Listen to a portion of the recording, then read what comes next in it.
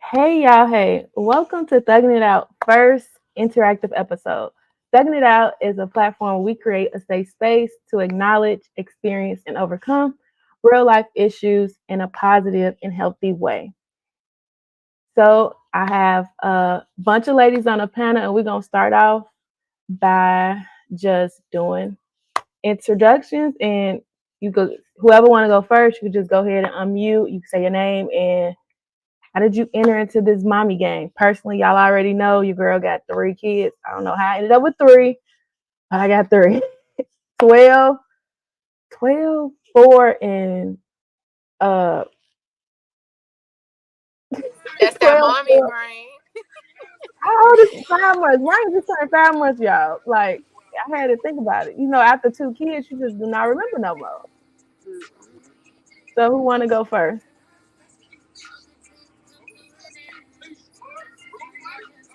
So I'll go I, first.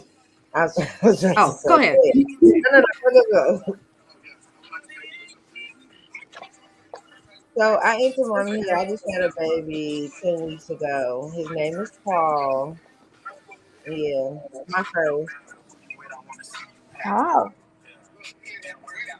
okay. You new to mommy here. What about you, Quita? Oh, I ain't one next, but I'm Quita. I'm a mother of four, 11, 10, 7, and 4. And I'm trying to tell you, after you get a certain number, you be like, just you Yeah, that's forget. that. That's all. Like that's that mommy brain. You forget Yeah. sometimes. Okay. Whoever go ahead and want to be next. I'll go. I'm Quisha. I have one child. I'm one and done. My child is 5. Her name is Malia. One and done. People, I thought I was one and One done, and and see, I got three. So you never know. Don't she ever ruined say it for done. she ruined it for any future kids. Ah, okay, I'm gonna go next. My name is Lakia. I want to say that I'm one and done. I only have one right now, and she's 8 and a handful, and her name is Delia. Okay. Last but not least. Hey y'all, I'm Bianca. I have one gremlin.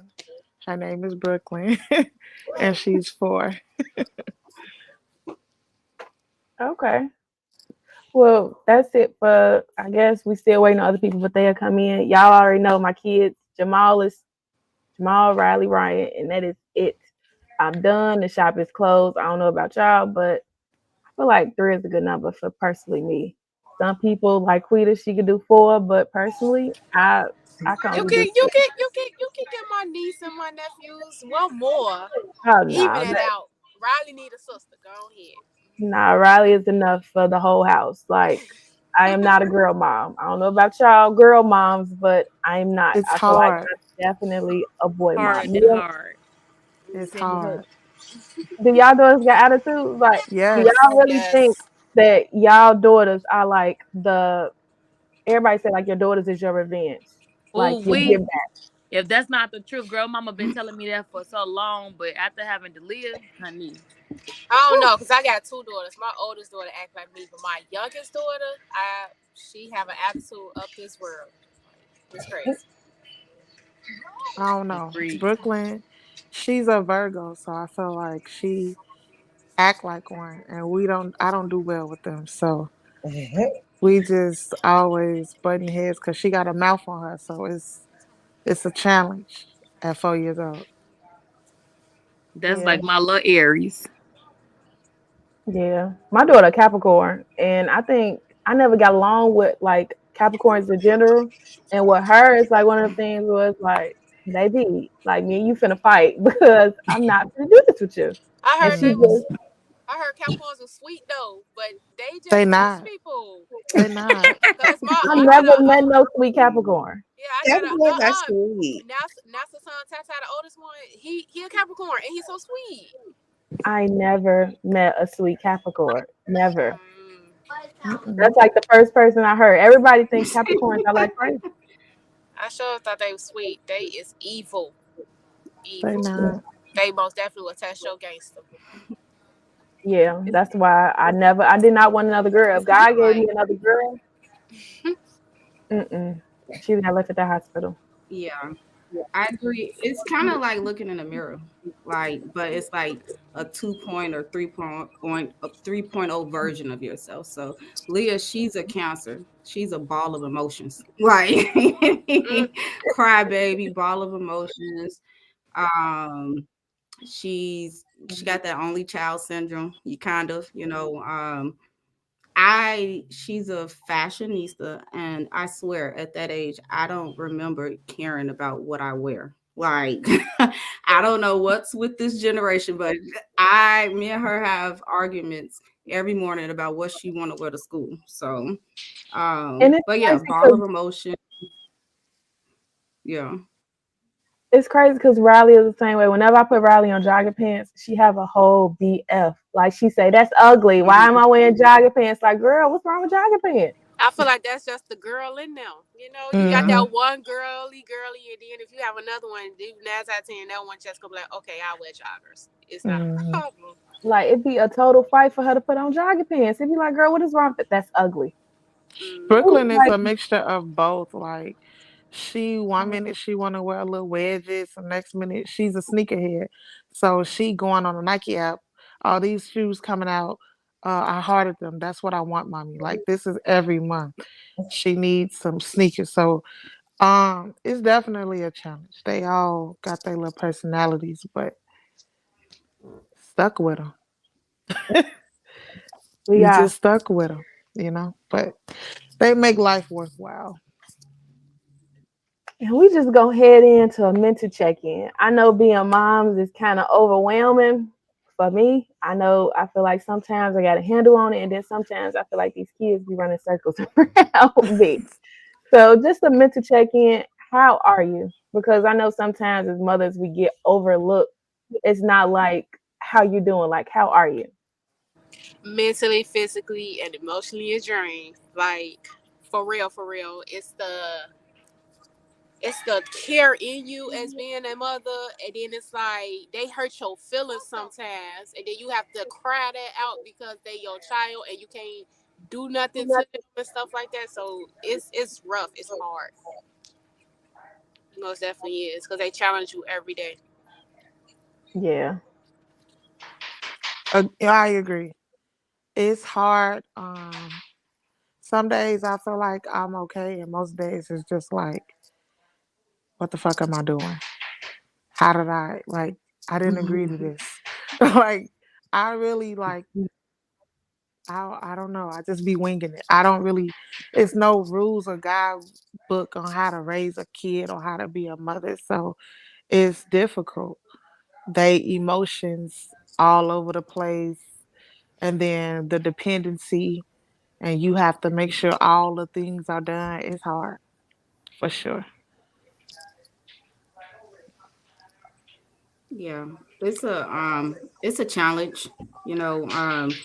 As mothers, I feel like our world just revolve around our children, and you kind of lose yourself, and it's hard to find time for yourself. And before you know it, it's the end of the night, and the day is gone. And my day literally revolves around Leah, and it's been some times where she would be having a tantrum, she'll be in a mood. I would literally have to just walk away. You walk away and you revisit it. I'm like, so are you done? Are you finished? Are you done? Sometimes you got to walk away. You got to take a deep breath because it's hard and you don't want to. And as mothers, it's like you yell, you get frustrated, you don't want to. And to avoid that, sometimes I literally walk away. Walk away and revisit. Yeah. Alex, new mommy. You the newest mom on the panel. How are you? How is the baby treating you in mom life? Um, hold on to make sure. Um, of course, some days are better than others. I feel like I'm still like I've told you before, Ken. Like I feel like I'm still like grieving the life I had like before I had a kid, like just being able to just go to the store by myself, or like wake up and have nothing to do, or just wake up when I want to wake up, or like, just my whole life is just different. So it's like I'm still adjusting to that. So some days it's like, okay, I think I got this under control, and then some days it's like, okay, why do I have to why do I gotta wake up at 6 o'clock in the morning every morning? And I gotta cook, I gotta clean, I still gotta go to work. So it's been an adjustment. Some days is better than others. I'm sure y'all can relate. Yeah. I feel like that's kind of my life now too, with my 5 month old and my toddler and my preteen. It's like all my kids are in different phases right now. So it's like I'm constantly arguing with my preteen because it's like you Mhm. going through your emotions, you going through puberty, you going through whatever. But then I got my toddler who is like 40, even though she's 4. It's like 1 minute she want to act like she a baby, the next minute she want to act like she a grown woman. So me and you arguing, I'm sitting here like, why am I arguing with you? And then with the baby, it's like it's just some days he good with it's like, okay, he good, and then some days he just be crying. I be looking at him like, bro, like, what's going on? Like, what do you want from me? And then you add, being married and have to tend to a marriage. You sit there and have to still work, and then you like really have no time to yourself. So it's constantly like I'm always taking care of other people and other things. So I feel like mothers always have to sometimes get forgotten because you sometimes just don't have time. Or you and like the little time you got, you be tired. So it's like, yeah, I'm gonna go to bed. Mhm. Mm-hmm. Yep, for sure. And they take all your money. OMG. It's like when I get money, I gotta buy and buy and buy. Like I am spending my money on kids. I mean, I just need a mom vacation. Like it's so crazy because it's like a split thing. It's like you want to go outside, you want to have fun, you want the freedom, but it's like that even if you leave, you're not gonna even enjoy yourself because you're gonna be thinking about the kids. You miss them. Exactly. Like, how did I Mhm. want to get away from you so much, but now Yeah. that I'm away from you, I'm missing you. Like Not what? Hmm. not even that. Like you want to plan a trip for yourself, then you be like, oh my god, I want to take my kids here. I want to take my kids there. So it's like even though when you do try to think about yourself, it's like in the mix, you gonna always try to think about and do stuff for your kids Yes. nonstop. See me, I'm not at that phase. I Yeah. feel like We I'm proud of my recently, kids we now. recently, That when I, you said what? yeah, I was gonna say we went on a vacation for our wedding anniversary, and the whole time I was on FaceTime with Leah. I'm like, "Ooh, she would like this, or she would like that." And I'm like, "Stop calling." Like, she's Right. fine. Like, stop calling. I've Like, gotten better by having a 2-year-old and a 3-year-old. I used to be like that with the firstborn, like, oh, always what she need, let me call her, let me FaceTime. But since my kids like 7 years apart, I've gotten much better. Like now they with my grandma, I ain't asking if they okay. Clearly I know they fine because I wouldn't have them. So I don't Ain't you don't nobody called. the second baby. The first baby, yeah, but the second one you like you say, balancing out being a wife, a mom, a student, if you work. It is so much. Don't let alone keeping the house clean and doing laundry and cooking. Okay, so yeah, like you say, like the men have a big role, but the mom, we are the backbone. I feel like we're their backbone, even for the kids. We having a bad day, the whole house. We gotta always be strong, be happy, So yeah. I, You gotta make it Lakia, happen. Have a bad day or not. Lakia, how are you? We can't hear you. No, Uh, can't hear you. You might have to leave and then come back in. Nope. We can't hear you. Okay. Washida, we just gonna hop into. Did you always want to be a mom? Like, is this something that you always wanted, or did it kind of fall in your lap? Because me, I wanted to be the rich auntie. Like, I did not see myself as being the mother and wife of three. I always wanted to be the rich auntie that's like traveling and got this lifestyle. But I mean, I love that I'm a mom. Clearly, God had a better plan because I kind of do like I think I'm a good mom. But if I had the choice, I probably feel like I would still be the rich auntie. Not rich auntie. Yes, love the kids and send them home. Like, Nah, No, I didn't always want to be a mom. My whole goal was once I got out of college, I wanted to go to medical school to be a doctor. I wanted to get the money. I wanted to take care of the people in the sense that I could go home. But then when I became a mom, it was such a transitional period in my life where I was coming back home from school and then I got sick and then I was pregnant. And then it was just, I don't know, it just was a whole altering thing where I was just like, all right, I'm finna be a mom. We just gonna figure it out as I go. And it's been that's just what it's been. But now that she's been here, I don't think I would change none of it. I actually like being a mom. It balances me out. yeah. well, I always want to be a mom. Me and my husband, we're high school sweethearts. We've been together since sophomore year. So yeah, I ain't had that love growing up. So I was like, okay, now these my kids is gonna replace me. And then when we got together, I'm like, okay, our agreement was four, but I ain't never ever thought that I was gonna get to four. I thought I was just gonna have like one, two, and that's it. But them four kids came fast, and I couldn't control that. But if I wouldn't change it though, because they my world, they my rock, and I can't go a day without them. So yeah. Well, me and my husband was together. Yeah, we was I was 17, so kind of the same thing, like senior year of high school, and went off to college. Yeah, we was. So I had a lack of like I don't want to say love. It sounds bad, but from my mom. So when I was younger, it was always, oh, I can't wait to God give me a daughter, a daughter. I'm gonna be a good mom. I'm gonna be this. So I always wanted to have a daughter, which I did had too. But it's like I don't know. At the time, I had something to prove to myself. Like, we was all in love, wanted to have a kid, so we was 19. And then like now having a 3-year old, it still shocked me that I got a 3-year old to this day. It's like, you know, yeah, I wanted to be Mhm. a mom, but I didn't know all the work that came with it later. When I was younger, it was actually I feel like it was more easier then than now, if that makes sense. Cause you got all the energy, you young. So I had her 19. I got all the help in the world. I'm in college and school, got a baby, but it's easy because you're young, you ain't even getting tired. You can stay up all night. But now it's like, yeah.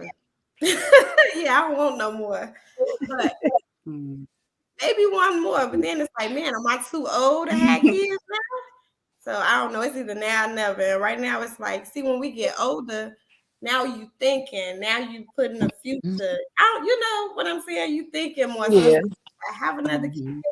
Will they fit into our life, our plans that we got, that's coming along, or is it gonna stop? Because when you have a kid, stuff be stopping. I don't know if people want to admit to it or not, but things change. Can't get up and go do certain things now because now you got to be a mom to a baby. You got to nourish this child really Mhm. forever, but especially at them earlier stages. So I am the model picture for it. So it's like, I don't know. I see sometimes why people stack their kids up. Like, when I see people stack their kids up, it's like, girl, how you dealing with a 4, 3, 2? Like, what?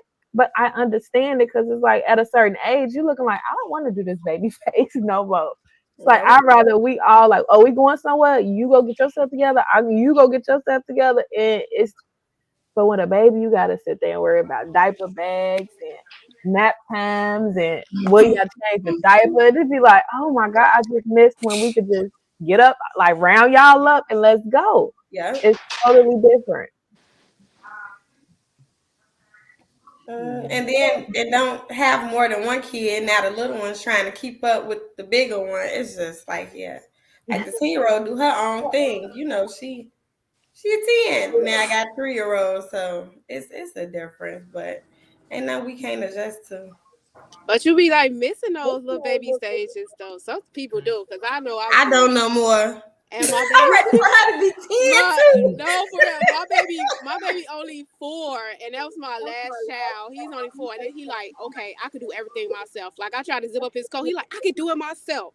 I put my shoes on myself. I Yeah. could do. I'm like, I miss those. I'm I like miss those missing the old moments. pictures, looking at the old baby pictures. Yeah, I'll go through it like I'll be having them little memories, like going through my phone, like, oh my god. And then I have a baby fever, and I'm like, I look at him, and I'm like, oh no, I'm good. I'm good, cause he bad. My last child is bad.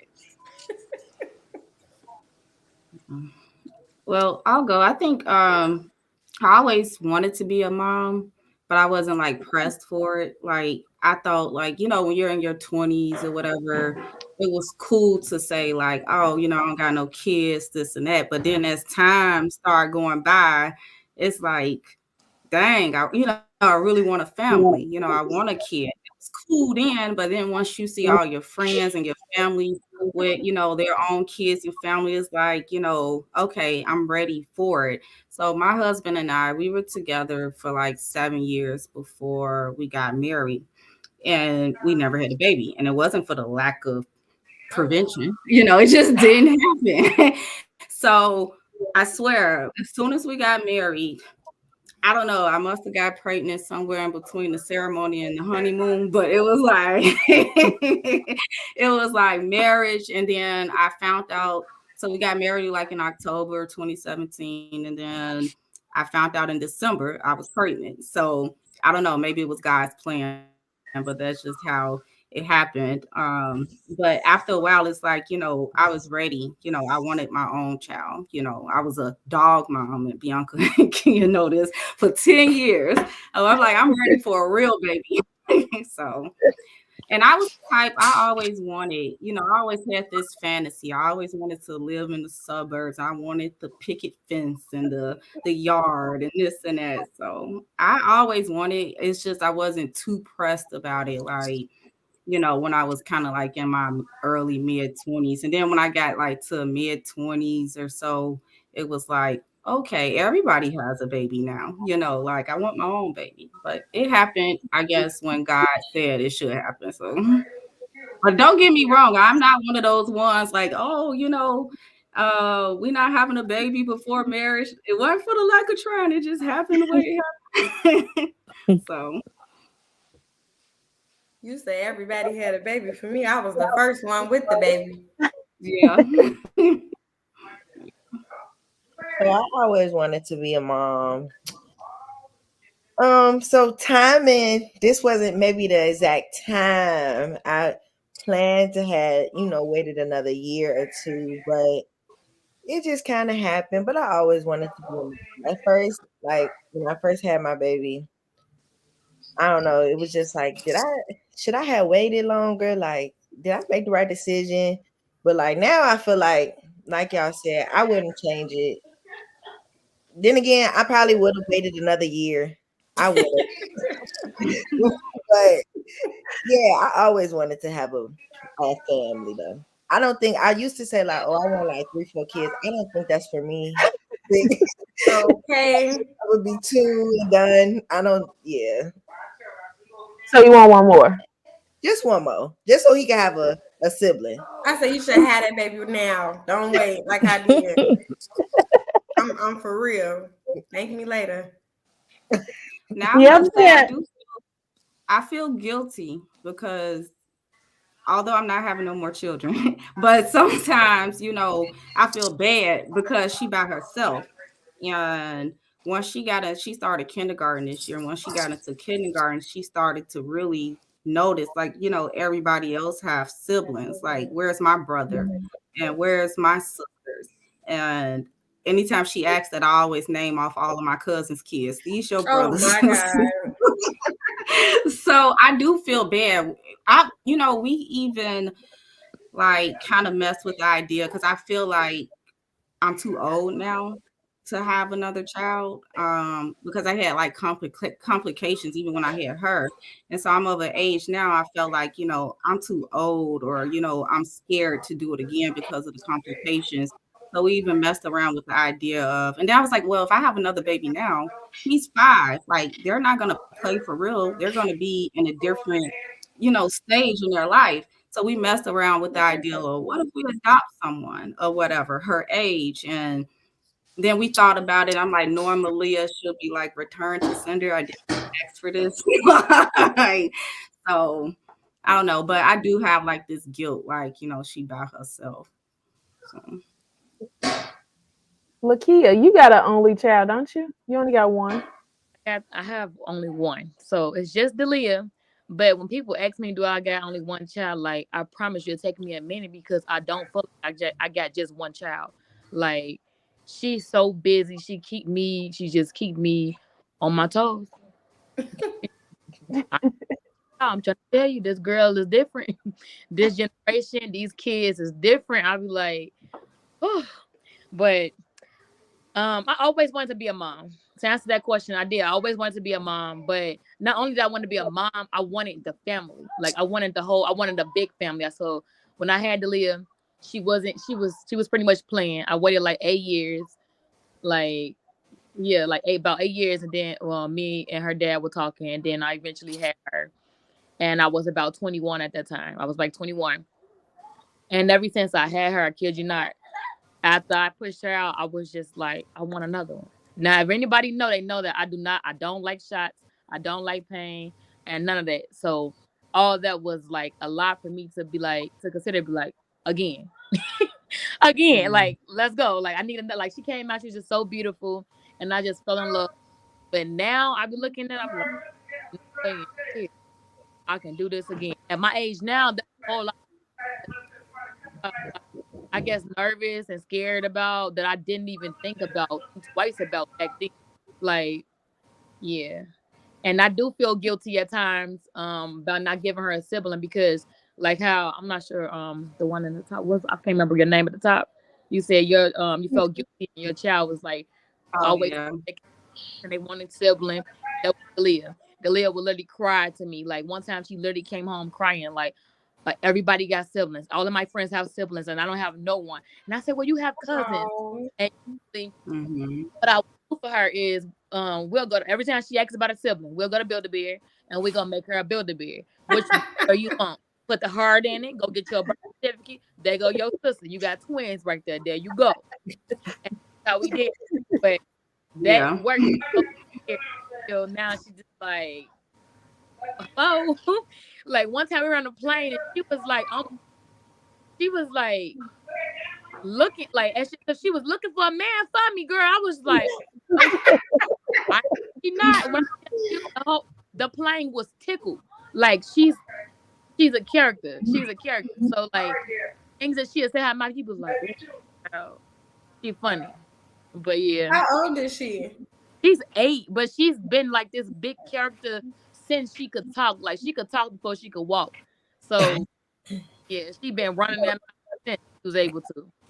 And she don't she look. See, Malia be okay with just one. If so, I mean, I guess it is some only child out here. I feel like they be okay, but having multiple kids, them be the problem though, because you would think that my kids would be okay, but my Tyler and my 12-year-old they fight like cats and dogs. Like it's so sad how they fight because it's like, why are y'all arguing? Like, why are y'all fighting? They fight over the baby, and then the baby be so stressed out. He be looking like, look at these kids out my face. Like, I'm so proud of seeing them. That is funny. But I My feel like 10-year-old. when they do have siblings, oh, I was gonna say when they do have siblings, it's easier because even like when Leah cousins come over here, I get a break. Like when it's just me and her, I have to be her everything. I have to be her friend. I have to entertain her. It's the I don't difference get a between break. nieces and nephews than the actual kids, though, because them kids they Yeah. live together. I'm telling you, and then cousins, you get a break, but Now they telling on each other and some more stuff. My 10-year-old be saying, "Mommy, I know I wanted a baby sister, but is it too late to change my man?" I'm like, "Yeah, she has." So Yes, they hey, telling on each other. They see you, yo, one baby with one child with some. They want it. Like it's that's just true. they Yeah, when them they Yeah. cousins ain't like the siblings. mm-mm, at Yeah, because all. they go home. Mm-hmm. They ain't Mhm. telling on them 'cause they know they there for a little bit. Going back. So, what is a good mom? I feel like nowadays everybody got all these opinions about what is a good mom. What do y'all think a good mom is? Ooh, That's a loaded question. Oh, it is. Because I ain't gonna lie, it's a lot of deadbeat mamas out here too. You know, that's It something that is. we're gonna touch on. It's a lot of deadbeat moms, and it's a lot of bad moms. But you know, that's another topic. But what is a good mom? I feel like a good mom. I'm sorry. I feel like a good mom is somebody who put their effort into their kids and at least try. You got them some moms who don't even try to be with their kids, communicate with their kids, listen to their kids and stuff like that. So yeah. I once asked my daughter Mackenzie, who's 10. I asked her once, "Am I a good mom?" Just it was random. I was on social media and she was like, "Yes." So I said, "Oh, how am I a good mom?" She was like, literally, that's what she said. She said, "Well, you read to me, you give me kisses." And she said something else that we wouldn't say. It was something else like kitty. She said, "Reason you give me kiss." Oh, she said, "And I play games and take her to the park and stuff." So it's whatever we would say, cooking, cleaning, bathing them, making sure they do their homework. They don't look at that as a good mom. I guess that's just regular. I wish my kids was like that. I'm like, what am I a good mom? Yeah, I said, why am I a good mom? Cause you buy us stuff. I'm like, Yeah. okay, like it ain't nothing else. Like, like dang, I'm just good for the money, huh? That's it, huh? Yeah. I think Mm-mm. it's like, quality making time. sacrifices, having, oh, go ahead. No, Oh, I was making agreeing. sacrifices, having like that unconditional love, like, quality time, making traditions. Like, I like to be involved in every detail, the day to day. And I have the busiest job ever. I travel for work all the time. I have never missed nothing, Aaliyah. Sometimes I'll fly out in the morning and I'll make it back, fly out to take her to cheer practice. Like, I be wanting to be in the details. I don't want to miss a second. I want to create new memories with her. I But want her to I feel know, like like, even if a parent do no, miss go ahead. that don't make them a bad mom though. You get what I'm saying? Like, yeah, No, it don't yeah. make them a bad mom. I'm just saying, like, for me, like, I want to be involved as much as possible. Like, I'm not saying like people can be involved as much as me, but as long as you're not you're involved in their day to day as much as you can. You spending quality time as much as you can, or as much as your capacity allows you to. My capacity may allow me to spend more time than others. That don't make someone a bad mom. But as long as you care about your child, you have that unconditional love or whatever, you're actually parenting them. You're being a parent. So, somebody may not have a job that's flexible or whatever. You might not have, flexibility to be at every single thing, but they know that you're there. They know that you support them, and you know what's going on in your child life, whatever capacity that is for whoever. So, I think what also makes um, and you a me and good Leah, we have mom. a, oh, Oh, go ahead. go ahead. No, I was just gonna say, like, I think, and people may Oh, go disagree ahead. with. Oh, people may disagree with me on this, but I think outside of like everything that you guys named, like I agree with that. But I think the biggest thing for me is what makes a person a good mom is you have to prepare your child to live life without you. And I noticed that a lot of parents and mothers, period, don't do that. And that's like thinking for They themselves. probably They're be like, scared too. You don't want to come to yeah, reality. And I think like I kind of parent my child different. I kind of parent her to think for herself, know that I love her, know that I'm there for her, but like I also teach her that I'm not going to always be here. You know what I'm saying? Because I would hate to just leave her and then she just codependent and I'm dead. Mhm. You know what I'm saying? So I feel like a part of everything else we name, what makes you a good parent, a good mom, is preparing your child to be able to be strong minded, to be strong in the world. Because what you may do in that house, the world and life not like that. And people, are cruel. So if they super codependent and on you and things happen, it's like what happens to your child. You know what I mean? And I see it all the time, and I just think that's just a big thing as far as being a good mom. And I'm gonna double down on that question. I already asked what is a good mom, but do you feel like you had a good mom? Because I feel like a lot of us, Is my mom watching this? I'm just playing. I feel like a lot of us, we Okay. overcompensate. We overcompensate with being a mother because we probably didn't have like all of what we want to be to our kids with our actual mothers. Mhm. So like for Agreed. me, I feel like I make it my business to actually be present in my kids' lives. Like I'm the mom that's getting up with my kids. Like if my kids wake up, I'm going to get up. I'm not the type of mom that's like, oh no, y'all like leave me alone. I'm not like Mhm. that. And I feel like with my mom, I love my mom. She wasn't a bad mom, but it was just times where I remember that she kind of just like kind of threw us off on, my grandma, or it was like get out my face, or it was just having this kind of anger to her, like when she'll just kind of yell at you or cuss you out, and you're like, dang, I ain't even do like, what? Why are you yelling at me? Like, so I try my best not to yell, and I try my best to really just be present with my kids and kind of let them express themselves because I feel like I couldn't do that with my kids. So it's like, I mean, I can do that with my mom, so I try to give my kids that space. So I feel like with being a mom, it's like I know I will not get everything right, but sometimes I do feel like I kind of overcompensate with this good mom type of stigma just because I didn't have the best mom. I If that agree makes with that.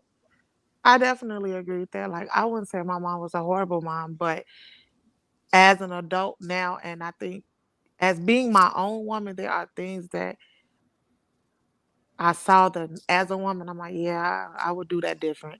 So I do that different. Like every morning I get up with my kid, I make her breakfast, I take her to school, I prep her. Like we're going to school, you're gonna have a good day. It's nice to be nice, be mindful. Everybody's different, but we're the same. Like I didn't get that. I just gotta get your clothes on. We finna go to school. So it's just like little stuff that I felt like I needed as a kid that would have molded me to be a different person or a better person. I make sure I overly pour into my child to where when she's out with other kids, my love for her and the things I'm teaching her, she may teach some other kids that don't get that. So, yeah, I agree. I'm just trying to be the best mom that I could be with the things that I saw and just take it and do better with it. And that's all I can. I mean, as mothers, that's all we can do, really. so. Quisha, I want to ask you a question. You I know think how it's you kind say of you like like having a being. filter. I'm gonna ask you a question. You know how you say you How I like like being what? at every. You know how you said that you like being at every detail and every event. Do you feel like you like doing it just because you feel like that's a good mom, or you feel like that's kind of something that your mom probably lacked in? Can y'all hear Wait, me? the phone is breaking up. You said how I like being at every detail and event is I said, because of how what? you Say it like? again. Is it? Do you think it's just because you feel like that's a good mom, or you think it's because your mom probably wasn't as present or like kind of hands on? No, my mom was at everything. She was present. And it doesn't have necessarily nothing to do with being a good mom or not, because every parent can't make it to everything. That's just what I like. I like to see, or be present at every little detail that I can. So I don't think it has necessarily to do with being a good mom or not. Because my mom, she was at everything. She showed up to everything. She was my biggest cheerleader. And that made me feel supported, like seeing it. I like, seeing the growth in my child. I like seeing, assemblies, cheerleading, this practice, even like at cheer practice, most of the moms, they wait in the parent inside of the cheer practice that's watching, because that's just me. That's my personality, and that's how I Mhm. connect with my child. So I feel like, as far as like, my mom or a parent, you know, it's like a filter. You filter out the things that you don't want to pass along. You take the good or whatever, and you filter it out, and you create your own family, your own traditions. My mom was, a lot of my core values come from my mom. She was very family oriented. She, wanted to do all of these corny traditions and things of that nature. And there were some bad things. I filter out the bad things, I take the good things, and I, apply it to my own family. Yeah, I could second that. I mean, because like I said, ain't But yeah, nobody mom is like to terrible. answer your question, it wasn't because she wasn't present. It was, she was present, and that's something that I took from her. So that's like something she passed on to you, and now you doing it to your daughter, and eventually she will pass it on to her. So that's a good thing. I like that. Yeah. So I feel like in a world of social media, it's like a lot of pressure of like what's a good mom or what's not a good mom. Everybody had like this opinion, like even something simple or how you let your baby sleep. If you co-sleep, that's a problem. If you don't breastfeed, that's a problem. Like everything is all these standards of what's a good mom. Like for me, and like what I want to implement in my parenting is just like everything y'all said, but also like just being present. I think it's easy to like find yourself on like on your phone or watching movies or watching TV and not being present with your child. Like another thing is just like allowing your kid to be who they are. Like we had like I had my opportunity Mhm. to be who I wanted to be. I made the decisions I made with my life, and of course it's my job to guide my child into being the best person they can be, but still allowing them to be who they are. Like, and I think like especially in the black community, we have so much pressure on our kids to be who we want them to be. Go into this career, go to college, do this because that's what a good life is. And like for me, I went to college and I end up just because all this pressure, I end up doing something I didn't want to do, majoring in something I didn't want to major in. Like I'm not even working in that, but it was just like this pressure to be this person that my parents wanted me to be so bad. And like I don't think I had a bad mom or anything like that. I wish that like my mom would have like talked to me more about like who she was and stuff like that because I felt like I don't know how to explain it. Like she wanted me to be this person. I just couldn't understand why she wanted me to be this person, and maybe it was parts of things that I just didn't know about her, and like the things that she would like pour into me was probably things I shouldn't have known as a kid, like about her marriage and like her personal life. And I took on a lot of those things. And like now I'm trying to like build a relationship with my mom. And I don't feel like she's always present. Like she's on her phone a lot or like she talking about other people and they kids and what they got going on. It's like I'm trying to build this here and she's just somewhere else. So those are the things I just really want to implement into my, parenting. And of course a lot of stuff y'all said. And take some of the things that I did when I did feel love. Like I think it's easy to look and be like, oh well, you lived in a nice house or like y'all went to church or you got to like your mom did stuff for you for your birthday. Like that meant like that was a good parenting. But it's like that stuff, it It's don't on mom. matter as much as we like as a parent as we may think we do. Like being present, showing up for like those little dumb Christmas carols that you do as a kid, like those things matter. Like you think about that, like, dang, Hmm.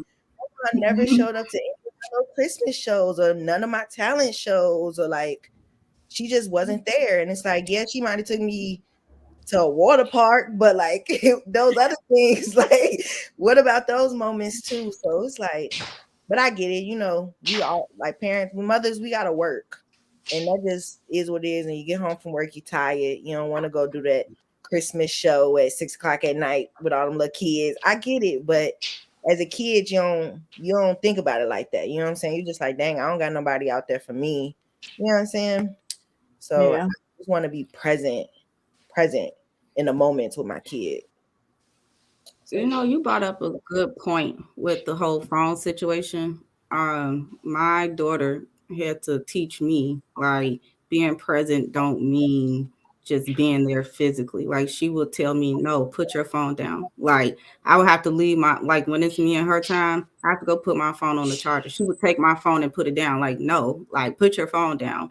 And you said something else that made me think of something that probably is the reason why I am the way I am. You said how your mom used to share with you about like her relationships and stuff like that. My mom was the complete opposite. I never knew what was going on in her life as far as her personal. What that also did was create a strict parent and child relationship. We didn't have like a friendship. I didn't know her on a personal level. She let me see what she wanted me to see. You know, we didn't have open conversations or, you know, I didn't feel comfortable coming to her just about normal stuff like girl talk or things of that nature. It was very, I'm the parent, you're the child. I never knew nothing that was going on in her personal life, relationships, anything like that. So I think with Leah, you know, I try to overcompensate with that or whatever. I want her to talk to me. And you know, of course, I'm going to talk to her about, you know, grown up stuff, but I don't want her to feel uncomfortable to just have normal. I want her to see me as a human too. Like I'm just not your parent, you know. I don't want that strict, you know, it's black or white. You know, I'm your parent, this and that. I want to be the parent, but I want you to feel comfortable to talk to me. I want you to see me as a human too, you know, and I want to be able to share certain things with you on, you know, an appropriate level, but know that you can talk to me. And I didn't have that. So you know, I try to like, you know, just create these an environment for her. I'm always in her business. I'm always asking her questions and stuff, and I'll talk to her about stuff too. So I think because I didn't have that, and it was just a strict. I didn't know my mom on a personal level really. I try to overcompensate that with her. And I think that can like it could be a healthy balance with that. Like It it's a should. yeah, Hmm. like I think sometimes it is important not to overshare. Like share, because you want to build that relationship, but oversharing where it's like, Right. dang, I'm pretty sure y'all know what I mean by oversharing. It's just certain things Mhm. I just think a kid just shouldn't know. Like Mhm. Yeah. I don't care that you and my Right. dad got my dad got Right. problems or whatever you got going on. Yeah. Like I don't really need to know that. You know what I'm saying? But you can share like, hey, I've been through traumatic relationships and this is what I think that a young lady should feel like love Yeah. is, whatever the case may be. You know what I'm saying? Instead of like going too deep or like bringing work home, things like that. I don't think that that's fair. Hmm. I think it should be like a real good balance with Yeah. that. Yeah. I Yeah. don't know I why you agree. just made me think of like, okay, like my mom had this policy where I could talk to her about any and everything, and I did.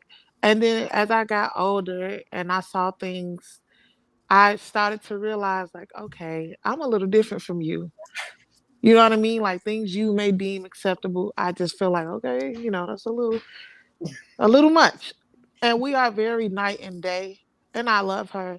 And there are some core values and things that she taught me, but there are also things that I do 100% different, like totally different. And people be looking at me like, why you parent your child like that? And I'm like, well, why didn't you? Like, and I feel like it's just always that stigma of, well, back in the day, we weren't able to do this, we weren't able to do that, and it's a lot of reasons why people just be walking around with these traumas and these baggages because of just the strictness. Like you don't get to know your parents, so like it brought me back to the other day when I was picking Brooklyn up from school. She was like, "Mom, you see that boy right there? His name is Emilion, and I think he cute at 4 years old." And it wasn't in that moment. In my head, I'm like, "Oh shit, But at least she okay." told you. I'm like, "Oh God, okay." And I'm like, I like boys when I was little. I don't know about when I was 4. She just like, "You like boys?" And I'm like, "Yeah." She like, "You had a boyfriend?" And I'm like, "Yeah." She was like, "Can I have a boyfriend?" And I was like, "Oh God, hold on." Like you asking, hold on. I'm trying to stall, and she like, "Hello, can I can I have a boyfriend?" And I was like, "Well, I don't think it's nothing wrong with you having a friend that's a boy, but I don't think it's appropriate for you to want to have a boyfriend at first." She was like, "Okay, well, he could just be my friend." And I was like, "God, okay, who?"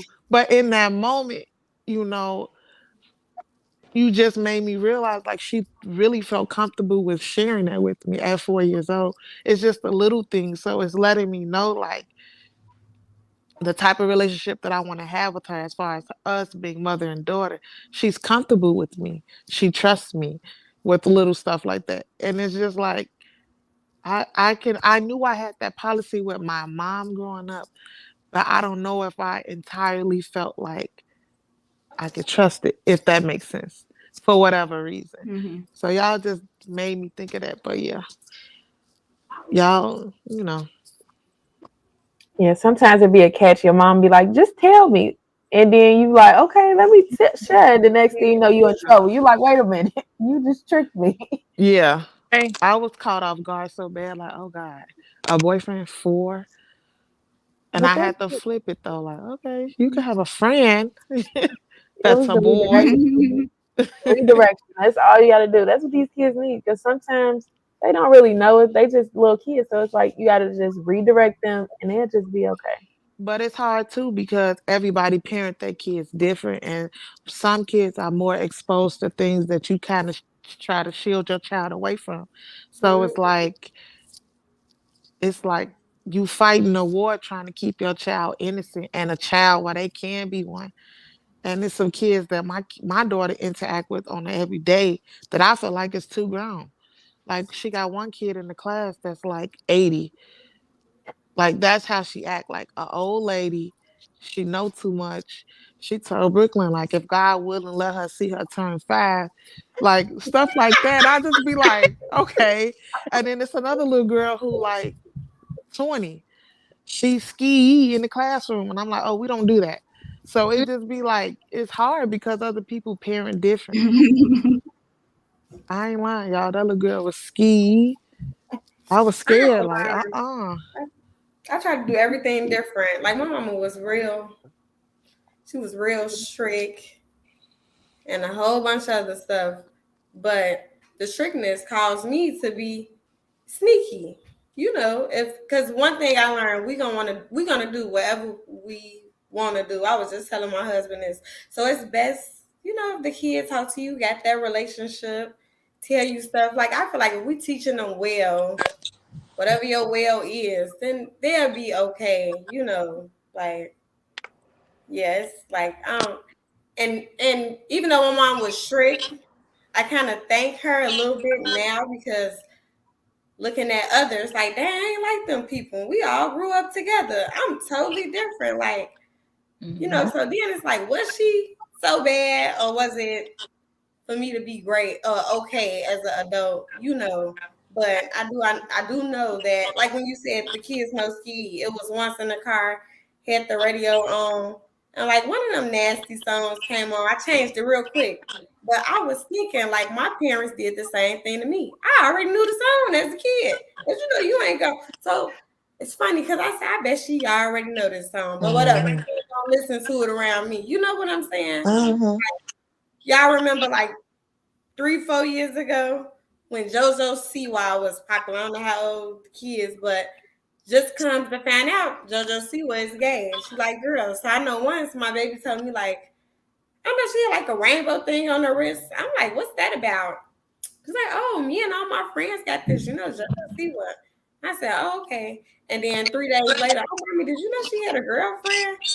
I said, I did. Did you know? I'm like, what's your response to that? Like, what's your opinion about that? I don't want to say it's wrong. I don't want to say it's right, because you don't know how your kid think. I'm like, what's your opinion about that? She was like, well, I don't know. I like her. I think she's fun. I like her songs, but should she like have a husband? So it's like when you say our kids, this is different. This 2023 and Mhm. 2019 is totally different than when we grew up. they exposed to so much stuff. Like you got commercials, men's having tampons and stuff. Like what? You Even in know. the cartoons, like they can't watch cartoons without being exposed to sex and transgender, the transgender world, the lesbians, the gays. Like Oh, it's they kind of like, forcing it on the kids. Like let them yeah. have a choice. So when you said at least, yeah, it's yeah. We teach them one way. If they go out in this world, go to school, you're around your friends, you know, yeah, all type of stuff. All type of stuff. Lakia, what is a good mom to you? Um, just having like morals. I love my literally. I love being able to spend all of my time, even though it kind of like backfires on me in a way at times. But part of being a mom, it's part of being a mom. But just being there for her and giving her what I didn't have. Like growing up, I had strict parents. Also, my parents were pretty strict. I really couldn't do much and nothing. I did not have that open space to be able to talk to them casually about any and everything. Like I couldn't do that. Like I was scared of my parents. I was scared of getting my ass beat. Not about one, but both of them. So that right there, that did it for me. I was, and that do make you. It's kind of do make you sneaky, but I don't know. I don't know. It's not easy. I can say that. Like just being a mom. Period. It's like it's not easy. It's like every day it's something different. Like every day it's like a new task. It's like it's like what am I gonna do? And it's like you look back to think how your parents were, but you try to decide like okay, this is what I want to do, but this not. But for me it's hard because for me it's kind of hard because she don't got that mom and dad. You know what I mean? That mom and dad living with her. So it's like rules over there, then it's like different rules here, and that I might be okay with that, he may not be okay with. So it's that also, and it's yeah, just being able to have that open space with her and just be able to communicate. I'm pretty open with her, but it's also having like guidelines, like like trying to have that balance with her. So it's like okay, you can't say that, you can't, have like trying to be strict, but still letting her be as open and still feeling like she can come to me about any and everything. So having that balance with her has been like hard. It's the hardest thing ever because I'm like, I want you to be able to talk to me. I want you to be able to do this. I don't want you to have to sneak. I don't want you to lie. I want you to be able to talk to me. And for me, I had to go to that resources for that, like my auntie or for like my cousin that's like auntie, but like other people like that. And I don't want that for her. Like I want her to be able to come to me. So for me, it's really like I'm not having a scream, not getting so frustrated, able to listen and to just be open ears, like just listen. Sometimes she be talking about a bunch of, so you be like, girl, bunch of nothing, just bunch of nothing. But you sit there, you listen, you be like, Dalia. But yeah, that's a good mom for me. Just being there for her, 100%. I mean, you really don't got no choice, you know. So just being there for. Okay. Parenting, highs and lows. How's it going? I know parenting, I feel like is it's so hard because like everybody said, it's like you gotta have some type of balance where you have a rapport with your kids and you want to be their friend, but then at the same time you can't necessarily be their friend. You have to be the parent. It's like a very thin line that we are on. Yeah. Yeah. So how's parenting going?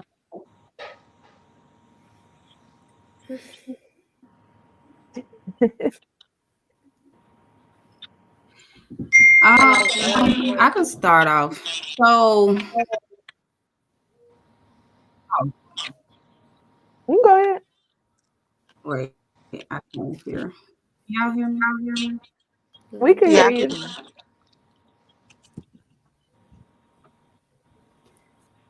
I think I'm frozen. Can you guys hear me? Yep. We can hear you.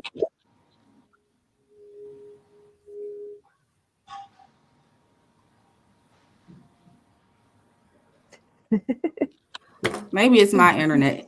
It's like everybody frozen. I I mean, was we gonna can hear you share. though. Have you guys? Oh, okay. Can you have you guys ever heard or watched this TV show called The Parent Test? No. Mhm. I seen it. No. Okay. It's on ABC. You can watch it on demand. I didn't watch it while it was live or whatever. Me and my husband watched it on demand. But after watching that show, it's like a reality TV show, and they talk about these like 12 different parenting styles. So they got like these couples on, and each couple represents and parent their child in this particular way. And after watching that TV series, it really helped me to understand a lot about parenting, my parenting style, and how I parent Malia. Um, so the interesting thing about it is every couple on there, they had the same parenting style. So it was like something like the helicopter parent. That's like the parent that like hovers over the child. I got a little bit of that. So it's like the helicopter parent or the disciplinary parent or the high achiever parent. Each parent was on the same team though. They both had this parenting style and they lived and died by this parenting style. But once I watched it with my husband, we kind of already figured this, but we don't have the same parenting style or whatever. Like he's a disciplinary and I am what they would consider a new age parent. So new age parent is more like, giving your child freedom to like express themselves. Um, Not physically discipline them, but other means of discipline, or letting them have a choice or things of that nature. And the disciplinary one, it's like they go by strict kind of rules, kind of guidelines they go by. And I noticed, like, I guess it's hard when you got you know, a husband and a wife with two different parenting styles. It makes it hard to come together to parent your child in the way that you want to parent them in the household and to create a united front. So me, I'm the type that, okay, you're mad, take a deep breath, breathe. And he's like, no, we're not doing this. So it's hard, to be honest, like, because our household and the way that we parent is divided. And so it's hard, like, to create a united front, because kids are very manipulative and they can play you against each other once they realize, like, I can go to mommy and she gonna cave in. And even like some stuff that I don't cave about, like, I'm very strict when it comes to homework and things of that nature. She'll go cry to him.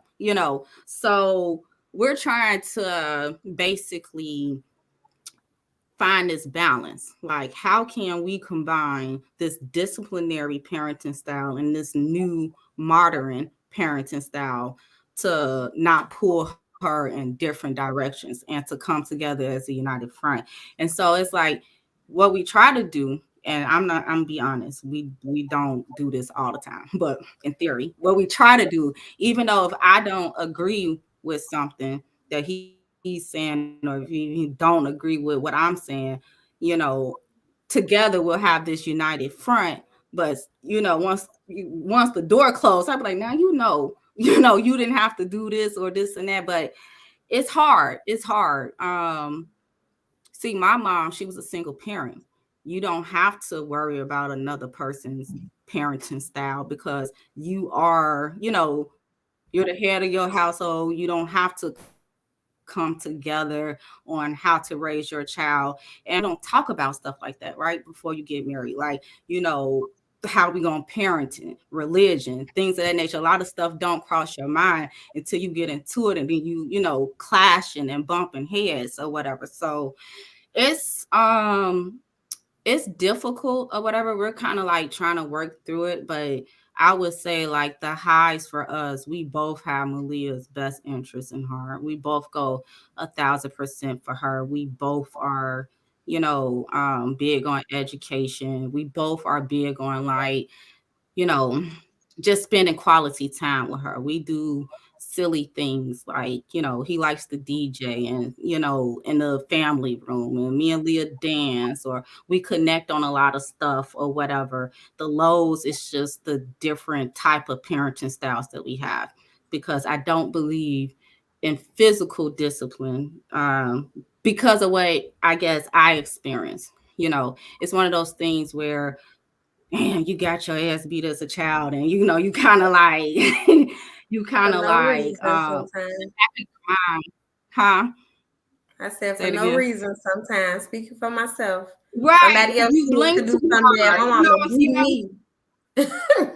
Right. So if you blink too hard or do this and that, and he hates that, I'm not more firm with her or whatever. And even when I be wanting to, I can't bring myself to hit her, because I think back to my childhood and how I felt. And I'm not gonna lie, sometimes she do be needing her butt whooped or whatever. And that's when he'll step in and try to like be the disciplinary one or whatever. So it's kind of like, I guess we try to tag team. Like, I know I'm not strong enough and these are my flaws and I can't give her this. So I'm gonna tag you in. So it's just like trying to fight through like our different views or whatever. So,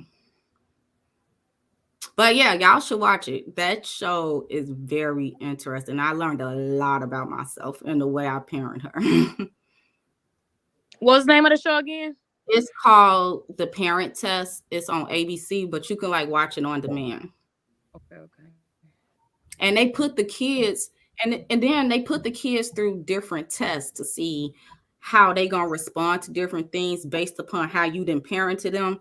I remember like one test was the kids were in the house and the doorbell rung and the parents wasn't there, and they wanted to see if they would actually open that door and would they let a stranger in or whatever. And some kids pass based upon how they, the morals and values that they parents put into them, or some the fear that they parents put into them. And some kids failed the test based upon their parenting, their parents parenting style. But it's a lot of different tests like that they put the kids through and the parents through to see, what parenting style holds up. So yeah, y'all should watch it.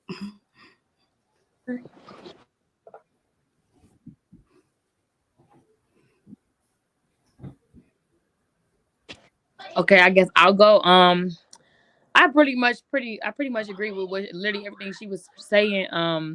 For me, I'm not the disciplinarian. That was her dad. So kind of like when we, split, it was like, oh shit. Now I gotta do your job and my job. I'm like, oh no, oh no. Like I'm not the one that's like super strict. Like I want you to be a kid. Your job, I just want you to be a kid. I want you to have fun. I just want your ass to listen. That's it. That's all. I want you to listen and pay attention and do like each as she get older, it's like different things I expect more from her. But I ain't gonna lie, I'm more of that helicopter parent too, because I'm like always on her back. Like it's my only baby. So I'm like, Yeah.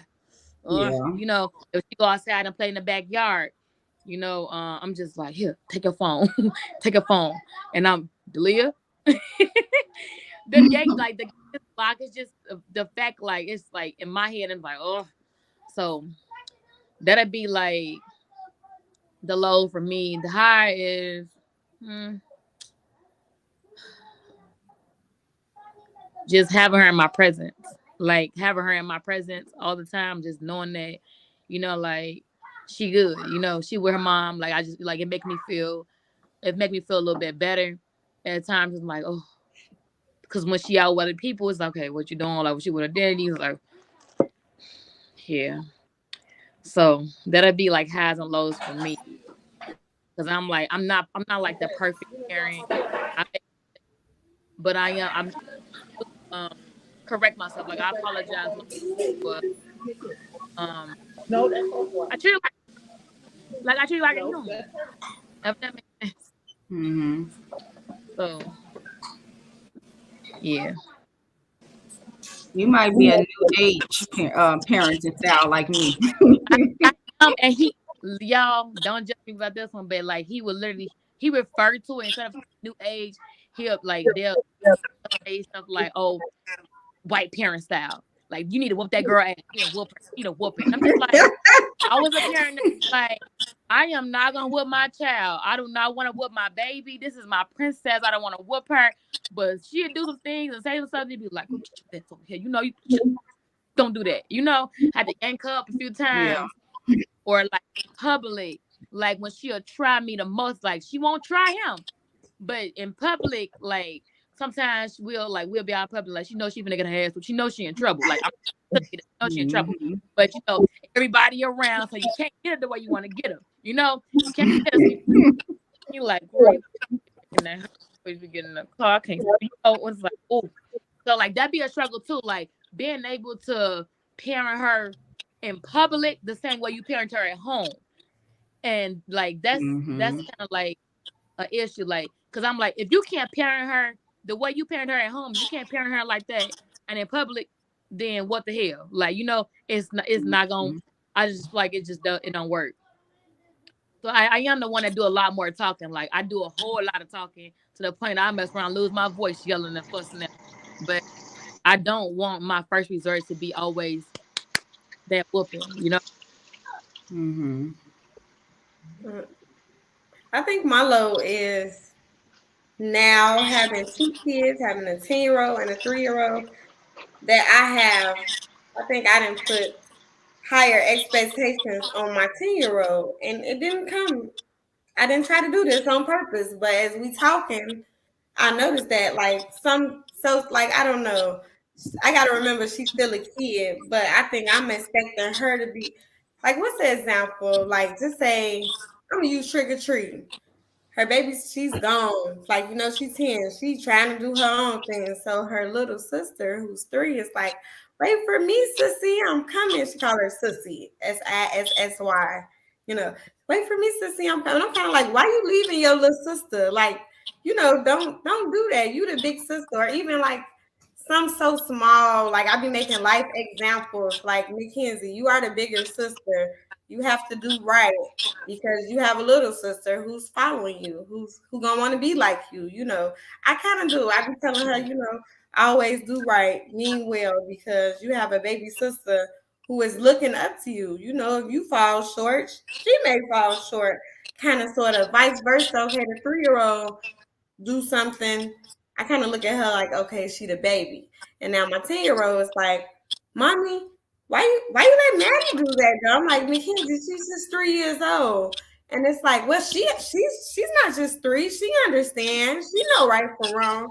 Then it's like, so I kind of those are my lows, or I feel like I put these expectations on my older daughter because like I feel like because I'm the big sister. Out of my mom had 2 of us. I'm the big sister. So I know I had to do right. I had to lead by example. I had to teach them with homework or do stuff like that. Because but see, at least that's a boy. I'm like, you the big sister. She gonna want to be like you. If you do wrong, she gonna want to do wrong. Stuff like that. But yeah, as far as parent like the has, I could say me and my husband, we on the same accord as far as like raising a kid. Like we from the same place, we the same age, and we both grew up with both our parents. So we kind of want the same things. Just his parenting was different with the 10-year-old at first when she was little. I feel like he was like a military dad. But now with the 3-year-old, he's so lenient. Like what they say, one kid crawls so the other one can run or however they go. That's that. Like now, like the 3-year-old, she gets away with a lot that the 10-year-old did not stand a chance with. My baby, when the 10-year-old was little, would throw a tantrum in the store. You say no, it's like, oh nah, we finna go. Yeah, I don't believe in whooping either because my mom was really abusive. So I had to do things. I don't know, just be firm. I learned whoopings don't even solve nothing. Like my daughter, Okay, you in trouble. You can't do this. Take stuff down, like, and explain. Why you're in trouble. I try to explain to her anytime, like, you know, this why this happening. You can't do this. You can't go here this weekend because you did this. Just try to explain. Because my mom and them, they didn't explain. It was just no questions. Even to this day, being an adult, my mom still look at, this is what she tell me. She said, we are not friends. I'm the parent, etc. And I don't say nothing. Like, okay, I'm trying to break those generational curses, y'all. Like, for real. Like, it's a lot of generations. Them curses ran deep, but I'm trying to end it with me. So, yeah. I have to say, I'm kind of am guilty of that too. I feel like I do hold my son to a higher standard because I'm like, you're 12. Like, it's certain things that you should not be doing. Like, she could get away with it. She's 4. Like, you're You know 12. better. And it's like, even certain things that she might do some crazy stuff. And then I just like, you know what, Riley, I'm not dealing with you. And then Jamal, 12-year-old, look at me like, you would have knocked my head off my shoulders. But I'd be like, son, I'm trying to be a better person. Like when I was like with you, I was younger. Like I Yep. didn't have as much patience. I was one of those, I was still parenting how my parents parent me. So it's like if you do something wrong, you get popped. Like that's what it was. But now that I'm older and I'm trying to parent a different way, looking at long term wise, so it's like certain things that I just feel like you shouldn't get popped for. It's more so And like he's a pop. boy. So you holding him to being the oldest and the boy. Yeah. And I do see how that could be unfair sometimes because I ain't gonna lie, Riley do be off the chain sometimes. And Jamal be looking like, now if that was me, I know I wouldn't be here no more. Like you probably would have killed me if I did that. But it's just one of those things where I do feel like the oldest child always get the short end of the stick. Yeah. Because I feel like as we That's age, we get me. more patient. Use the oldest. Yeah. Dang, I'm the oldest also, and I be looking at my siblings. I said, I would have got my ass whooped for this. I would have get towed up. Like, there's no way. And one thing about my mom, she gonna pull up. She pull. You say you what? She pulling up. But them last two younger siblings, honey, she could take like the lies and the stuff that go with, and you'd be like, I know you're not gonna believe that. You gonna pull up too, right? She sitting there just chilling, and I'm like, no, no, mm. But I think too, like far as the oldest, like what she was saying earlier about she tried to teach her baby how to live without her. It's like if you enrolled and instill in this oldest child, they know the wants, the needs, what they can and can't do. They kind of know how to survive without mom because we looking for them to help the other kid, the younger siblings. Like it's like that's the closest thing to us, especially if we had them. I guess it don't matter what age you have them. Just show your oldest, your oldest. So for y'all who only got one, wait till you have another one. Your whole everything gonna change. You gonna be like, man, I ain't used to be like this. Now I'm like this. Or you gonna have a higher expectation on that older. It's gonna be different. Cause I ain't used to always be like this. Bianca, you the oldest child. You think you was different? Huh? You think you had a different experience being the oldest child than your younger brother? Yeah. I mean, me and my brother not really that much in age. We like 15 months apart, but Oh, I will say there was a lot of pressure on me to I guess like succeed. There was a lot of pressure for me to be able to know how to clean, know how to cook. When my mama not around, my brother not around, I mean my grandmother not around, I'm mama, grandma, and sister. I gotta take care of you. I gotta nurture you. I help you with your homework, and then it just been I've been given this role, and then if I fell short, it would be well, you know better than that. You should have mm-hmm. done this, that, and the third. So after a while, I just was like, all right, cool. Once I can, I'm out of here. And that's what I did. And then now as a parent, I guess some of the highs would be like Brooklyn's father and I We kind of parent the same, but he's a little bit more strict than I am. We call him a sergeant. Brooklyn can, like, I could tell her, get off the floor, like, stop doing that. I could tell her 30 times. She just look at me like, girl, bye. Soon as she's Brooklyn, it's yes, sir. Like, I'm doing it, sir. I'm doing what I gotta do. And it's cool. Like, we try to parent her the This is same, the dad gift. And we literally love on her the same. We literally try to be there for her, support her.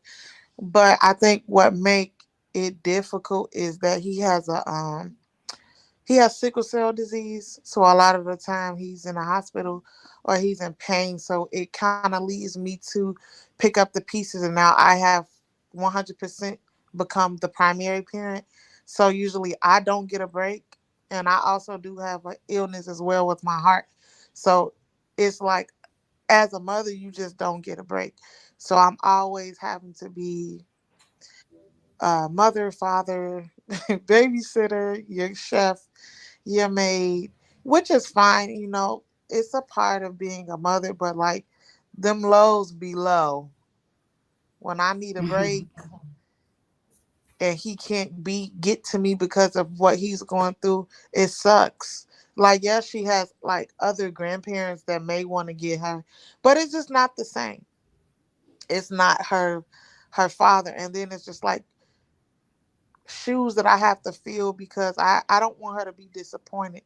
So to the world and to her, he's Superman because I try to shield her from the illness and him being away often and him being at work and stuff like that. So the lows be lowing.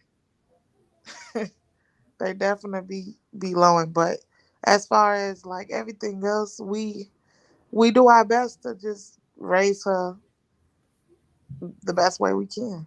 And that's all that any of us can really do.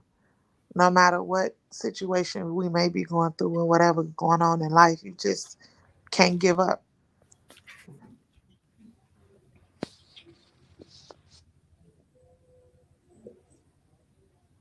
How would you rate co-parenting? Because I feel like even though we might be married or the kids still in the same house, I feel like it's still co-parenting because it's two parents It's and not the together. same. Huh? It's not equally weighted a lot of the times. Yeah, it ain't. It's not because the first thing come up, mommy, I just be like, you didn't think to call him. You didn't want to ask him first. It is But crazy. I feel like kids always want mom. It's like even though dad is just as capable, it's like it's not the same if mom not doing it. yeah, it's like we got the magic touch Hmm. for whatever reason. Do For sure. y'all? Somebody said, do you all ever feel like you want to give up? That was a comment somebody said. A lot of the times we wouldn't be human if we didn't feel that way. It's overwhelming. It's a 24/7, 24-hour job. You just don't stop. But sometimes well, I can speak for myself. A lot of the times I feel like I'm not taking care of myself how I should be. I'm not pertaining to my goals that I want to be doing and the things that I want to do because I'm stuck in mommy mode. I could go to the store trying to get an outfit for me and I end up leaving the store with 8 outfits for her. So it's just like I'm always constantly running on she needs this, she needs that. I'll worry about myself later. Like I neglect myself to the fullest. And that's something that I gotta work on more. But for sure, I'll be wanting to give up a lot. But I don't because I be thugging it out. That part. Okay. Yeah, I be trying to thug it out, but it get hard for me. It really do. Because the way I look at it, like me and her dad, like we do like I don't feel like we co parent. I feel like we could co parent so much better than what we do. But a lot of nonsense gets in the way of that. And then like the part that like I guess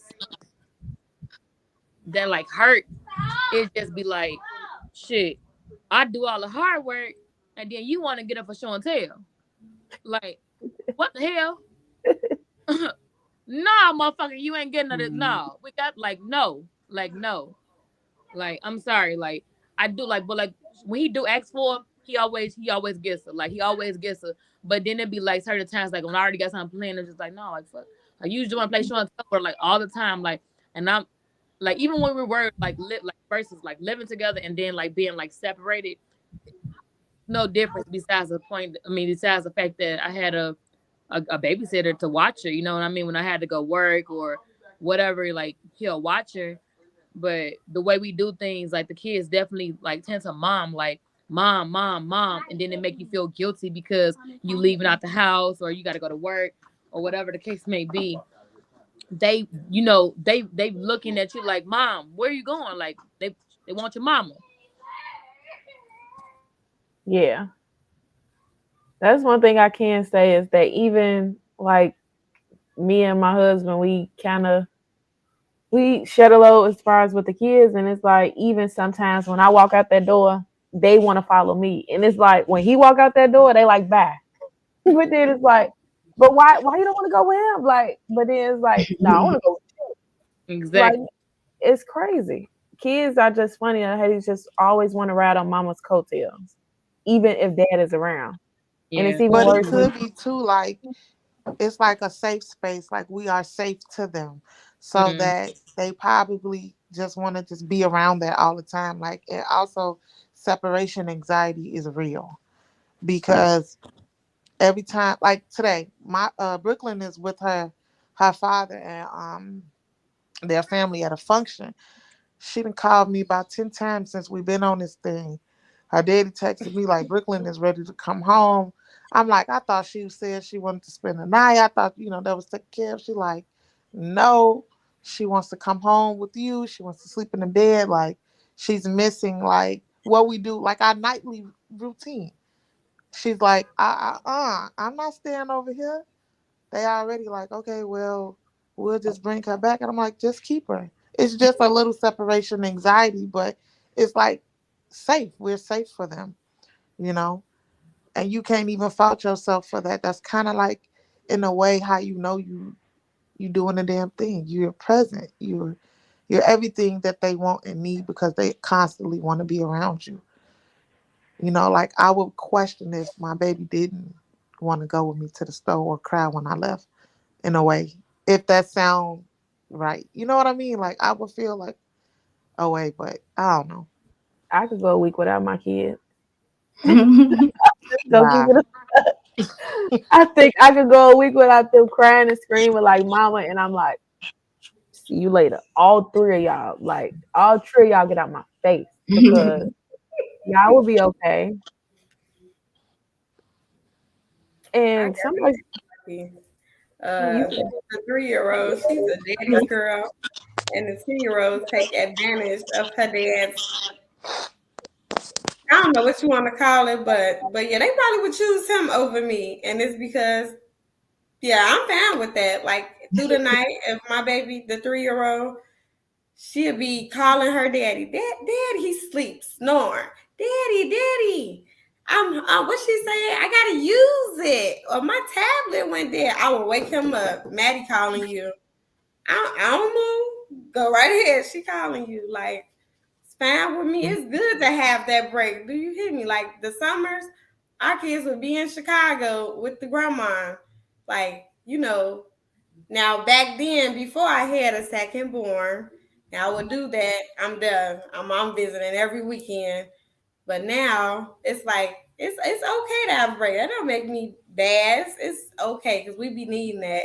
Being a like when you say how would you rate co-parenting? It's being a wife, a mom, being busy with life or this school or work, it is so much. And I know people who don't have it probably like, oh, I wish I was married with kids. I told my husband, people do not know the work you got to put in and do. And he was like, you know what, you right. Like, marriage is a job. you look easy. People just see the out, that how you all look together and stuff. They don't know all the stuff that comes with it. Or you didn't did, what sacrifices, you know, yeah. I'm not gonna lie, marriage is a job. I feel like that's There something that is. everybody want. Like everybody want the wedding, they want the ring, they want all that. But I feel like marriage is another job, and then you It's got being another a job. mama is another job. So it's Yep. like then you got a real job. The- So it's like, okay. what is going on here? And I know I saw a post the other day saying I want to go to bed and wake up when it's like 1865 when women ain't have to work. And I was just like, maybe Now it's, you catering to the man in the house. That's still a job. and that's what I was sitting there saying. I'm like, well, I mean, I guess if you didn't have to work, but even if you was a stay at home mom with a kid, you still working. Like that's still a full Yep. time job. So it's like you can't win for lose. When you have these babies, they are really your whole life until they turn 18. And I feel like even after 18, they Even after still gonna be your whole life. because now we worried about them because now they ain't at home no more. If they go to college or something. Yeah. How does your childhood affect your parenting? Mm. Let's get deep. I feel like we touched on it, but I feel like we gotta go full throttle in it because I feel like it's not I'm gonna talked about sip enough. my wine. You, I've it's been go, wanting to it's get some gonna be too. wine, but I said I was gonna wait. I would. Time for the wine. Okay. I guess I, for me, my childhood affected my parenting because of the way I got my egg. So it makes like my dad whooped my mom whooped me, but my dad whooped my ass. You know. So for me, it's like it be like Sam child, like her dad whoop her. It's just it do something like I always like, I want to be the parent that then, like I said, I didn't want to whoop her. I wanted us to be able to talk to her more and her to be able to understand what we say without us having to go that far to whoop her all the time. Because then I started looking at myself like, damn, if I got to whoop your ass all the time and I'm not able to communicate with you, then like that's it. Like I just like I can't communicate with you. Like, damn, you know? So, so yeah, I think that's what affects my parenting. Well, parenting, just watching him parent with her and me because I don't want to whoop her ass because of those things. I'm like, oh, I know I hated getting my ass whooped so much. I wish they talked a little bit more. So I do. I be trying to talk to her and just explain things to her a little bit more before I have to take things there. yeah. I have to say, I really do think that the whole whooping kids' ass in like the black community, I really think they kind of messed it up for us as parents. Because I'm not gonna lie, I feel like a bit popping your kid is not as bad. You know, sometimes a kid do need a pop on the butt. Like sometimes you just do because it's like you went too far. Like you need some type of form of discipline. But I do feel like the way our parents disciplined us with the whole going too far, it kind of made us steer away from actually disciplining our kids when they need to. Because it's like we looking at our trauma because we get triggered when I like, I don't want to whoop you because I got that memory in the back of my head of my mama really whooping my ass. So I don't want to do that to you. But then sometimes kids need it. So I feel I, like they just really, it's something else that they just kind of fucked us up on because it's like they went too far. Now we scared to actually even indulge in it. exactly. Yep. Because I know so many parents now today that I'm not gonna lie, they be like, I don't want my kids, and then their kids be bad as hell, and you be like, baby, that child you need to do something like pop up because you talking to them is not working. Hmm. Because it is some things that having a conversation with is not gonna work. Like even with my 12-year-old, personally, I feel like he's getting too old for me to be really whooping his ass, but because he's getting older, he getting bigger. So it's like at some point, like we can't continue doing this. But I feel like sometimes my first thing is always to talk to him. Like I want to talk to you. Like let's have a conversation. You tell me what's going on. Why are you doing this? And then I give you grace. I say, okay, you get a pass. But then sometimes I feel like he takes advantage of like, oh damn, she ain't with my ass, so I'm gonna do it again because she turned it soft. So then it'd be like, now you want me to revert back to that. So it's like the seesaw I'm on. So it's like, should I whoop your ass? Should I not? Like, do I need to talk to you? Like, are you really getting it? Do you take me as a joke? Like, I don't know. Yes, I agree with all of those.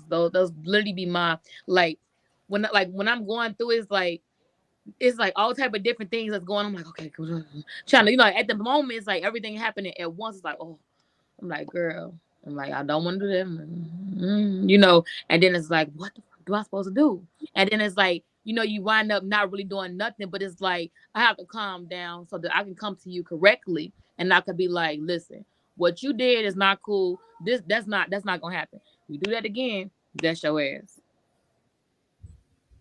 And then like I also have like stopped doing like trying to stay away from whoopings too, to the point where I'm like, go stand in the corner, like stand in the corner, like, oh, you finna write. You know how Mr. McNeil and them used to do us at school? Stay your ass up and you finna write lines. Literally. You finna stand up, you finna write some lines until her little hand be so stand up and just write. Like Mm-hmm. that's a Yeah, we punch. do that with Jamal too. Sometimes Jamal be writing out the dictionary. I ain't Hmm. trying standing in the corner because I feel like I would laugh at that because I take that as a joke because he like 12 years old. But sometimes I do be like, you know what, just go do something. Like, I don't know. And then the punishment is punishment because like, you know, then they like, you know, you like, no way, you're not going nowhere. Like all of the fun stuff. Then it's like, damn, that mean I gotta sit my ass down too. Because you know what I mean? I'm It's on like punishment too. right now, I put you on punishment. Now we both gonna be on punishment. So that be the struggle sometimes too. And it's like, I don't want you to go. But then it's like when I have like in my head, like family activities and stuff like that, our family traditions, I don't want her to miss out on it. But I need you to understand what you're doing is not okay. So I have to punish you in some type of way. But this year, girl, we did not go to the apple orchard. And you know that hurt me deep down. It hurt me bad. But sister girl, then she almost didn't get a costume. Yeah. So, you know, I'm like trying to have those little things like gotta take something away so that, you know, you get it without me having to, you know. Yeah. How about you people with toddlers? Like, well, I don't know. It's 5 years, 4, 5. Is it still toddlers? What they call little kids? I don't know. Around that age group between like 4 and 5, 3, 4, and 5. I feel like that's just the age group on its own. I would say, like, as a kid, I used to always wanted to know why about a lot of things because to me, a lot of shit sounds stupid as a kid. Like, why? I used to get in trouble for asking why. And they used to think that I was trying to be smart, but literally, I just wanted to know, like, what was your train of thought? And they would tell me, like, you getting beside yourself. So now, as a parent, and having that in mind, when she asks questions or wants to know why, I just tell her. But I tell her on a level to where she receives it. Not, I don't over explain, I don't over dump. I just literally tell her, like, look, we can't do this because X, Y, and Z. Got it?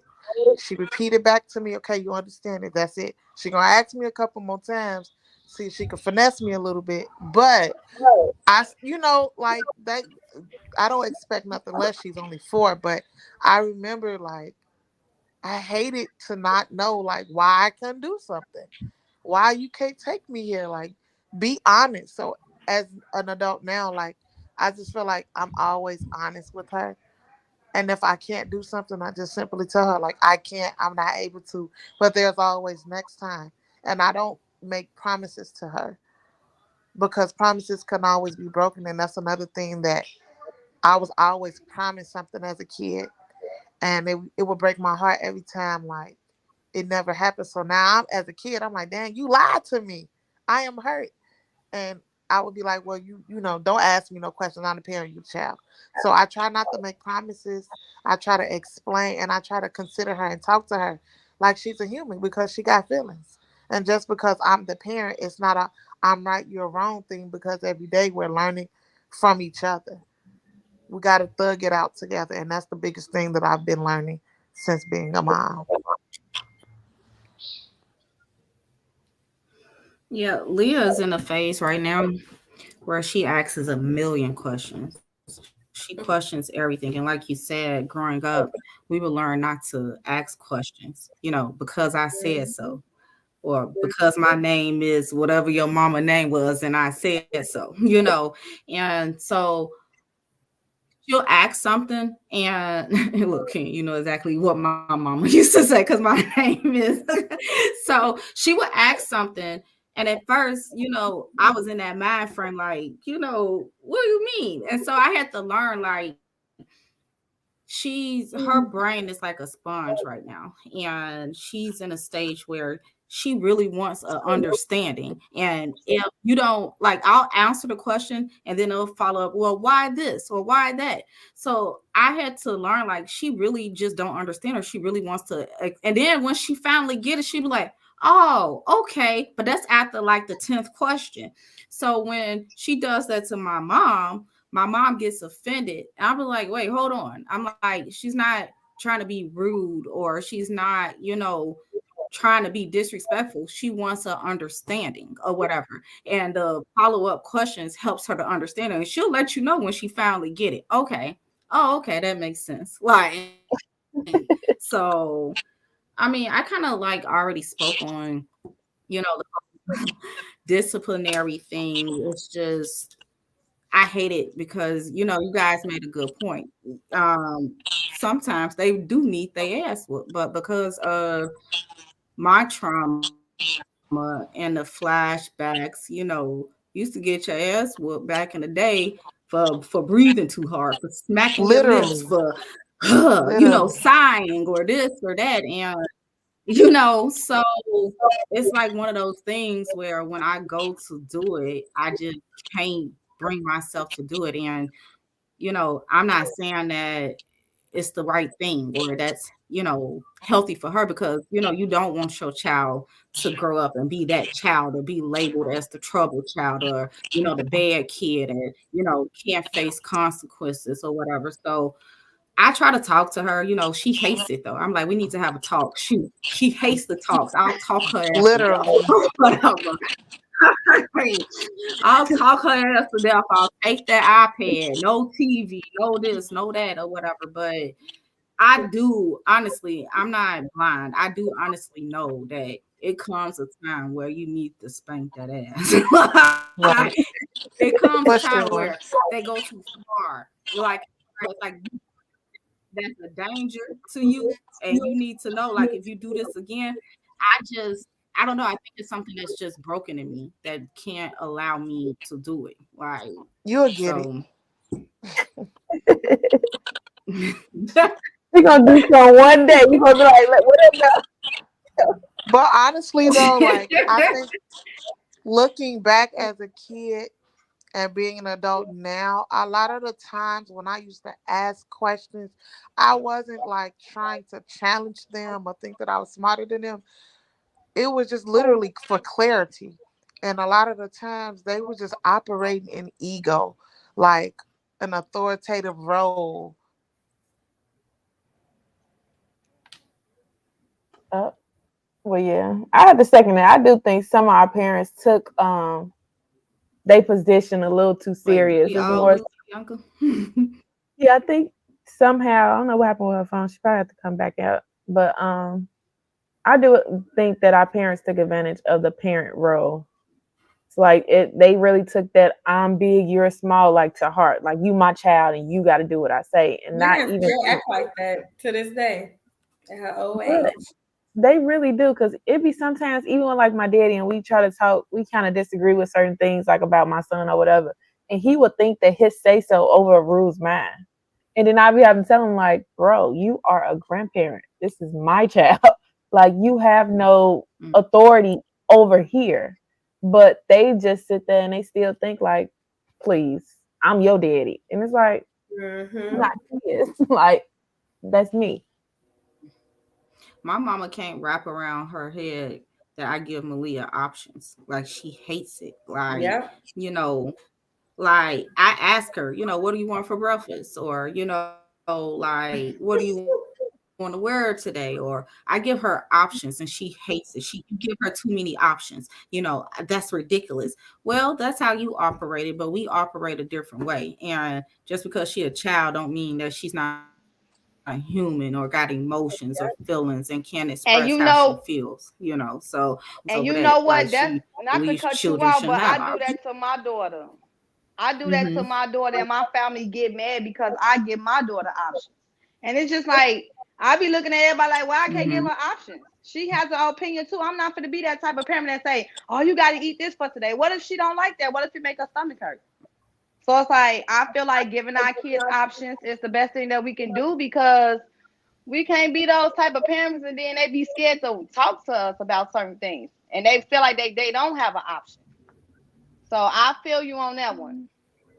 Yeah, Yeah, I plus agree. it also helps you with decision making. I feel like at the end of the day, we can't tell them everything that they supposed to do. Like they're their own person. If we constantly say, I'm making all your choices, when it's time for them to make a choice, they ain't gonna be able to do it. That goes back to preparing them to live life without you. And Yep. everybody get on me about, oh, you get Brooklyn too many options. And I'm like, she's not stupid. You gotta trust to know that your kid not stupid. Regardless, whatever's going on, like whatever you have to be confident in yourself and to know, like, okay, the big decision. What kind of shirt we wearing today? It's cold outside. I I was just just thinking want about that when all, you said all you gotta that. think your, cause I let my 10-year-old get herself dressed, and it's time to leave out for school now. This girl ain't. It was freezing cold outside. Okay, where's your coat? Oh, mommy, I'm gonna be fine. I'm getting on the bus. Girl, go put a coat on. But back to what you said, we gotta believe that our kid is not gonna do stupid stuff. I thought she knew better. So you know what I'm saying? You gotta remember too, they still kids. And that's what comes back to me. Okay, she's still a kid. But me having these high expectations on my 10-year-old, because I think she's supposed to know better, be putting me back in that be like reality be hitting me like still a kid, Brittany. She only 10.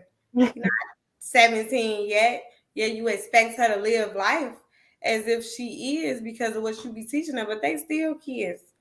Like, yeah. Moving on to Yeah, society you gotta pressure. redirect. How do Mm-hmm. you feel about the unrealistic expectations of motherhood? I feel like today, social media, they tell us, I mean, it's confusing. One minute we supposed to be the mom that's, at home with the kids and just nurturing the kids, and the next minute we supposed to be at work, and we also supposed to. It's all this other stuff that they tell us that be a mom. That's what we supposed to do. Like we can't go outside, we can't wear certain things, we can't do certain things. It's all these unrealistic expectations.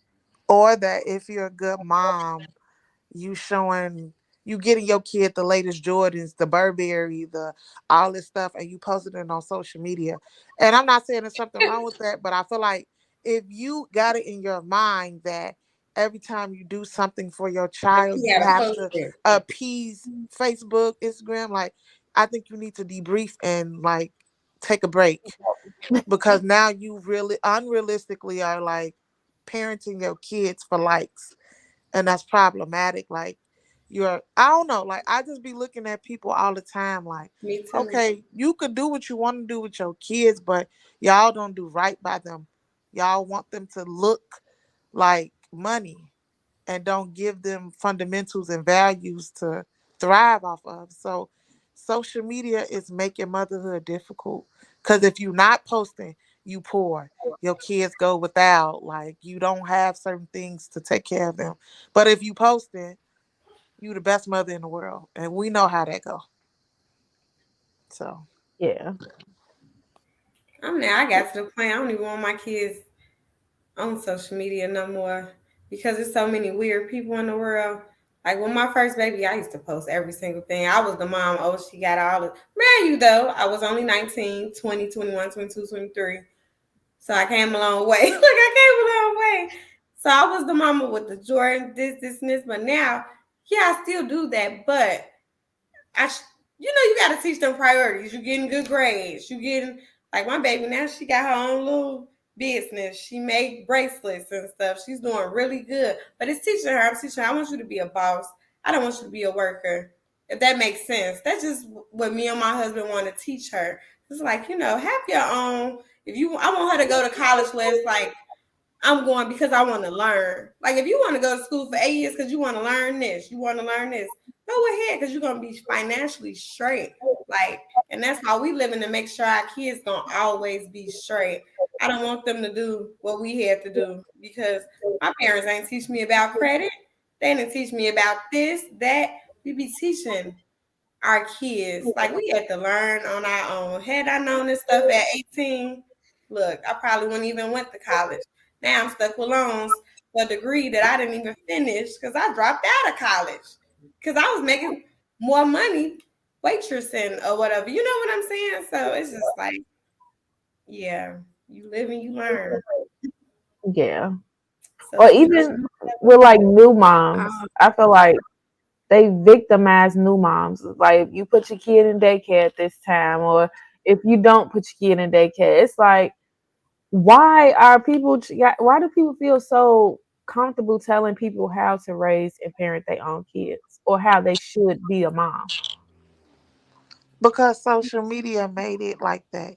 And then like I be feeling sorry for a lot of not a lot of new moms because postpartum is real. That is it's heavy. And like you get victimized because you're sad.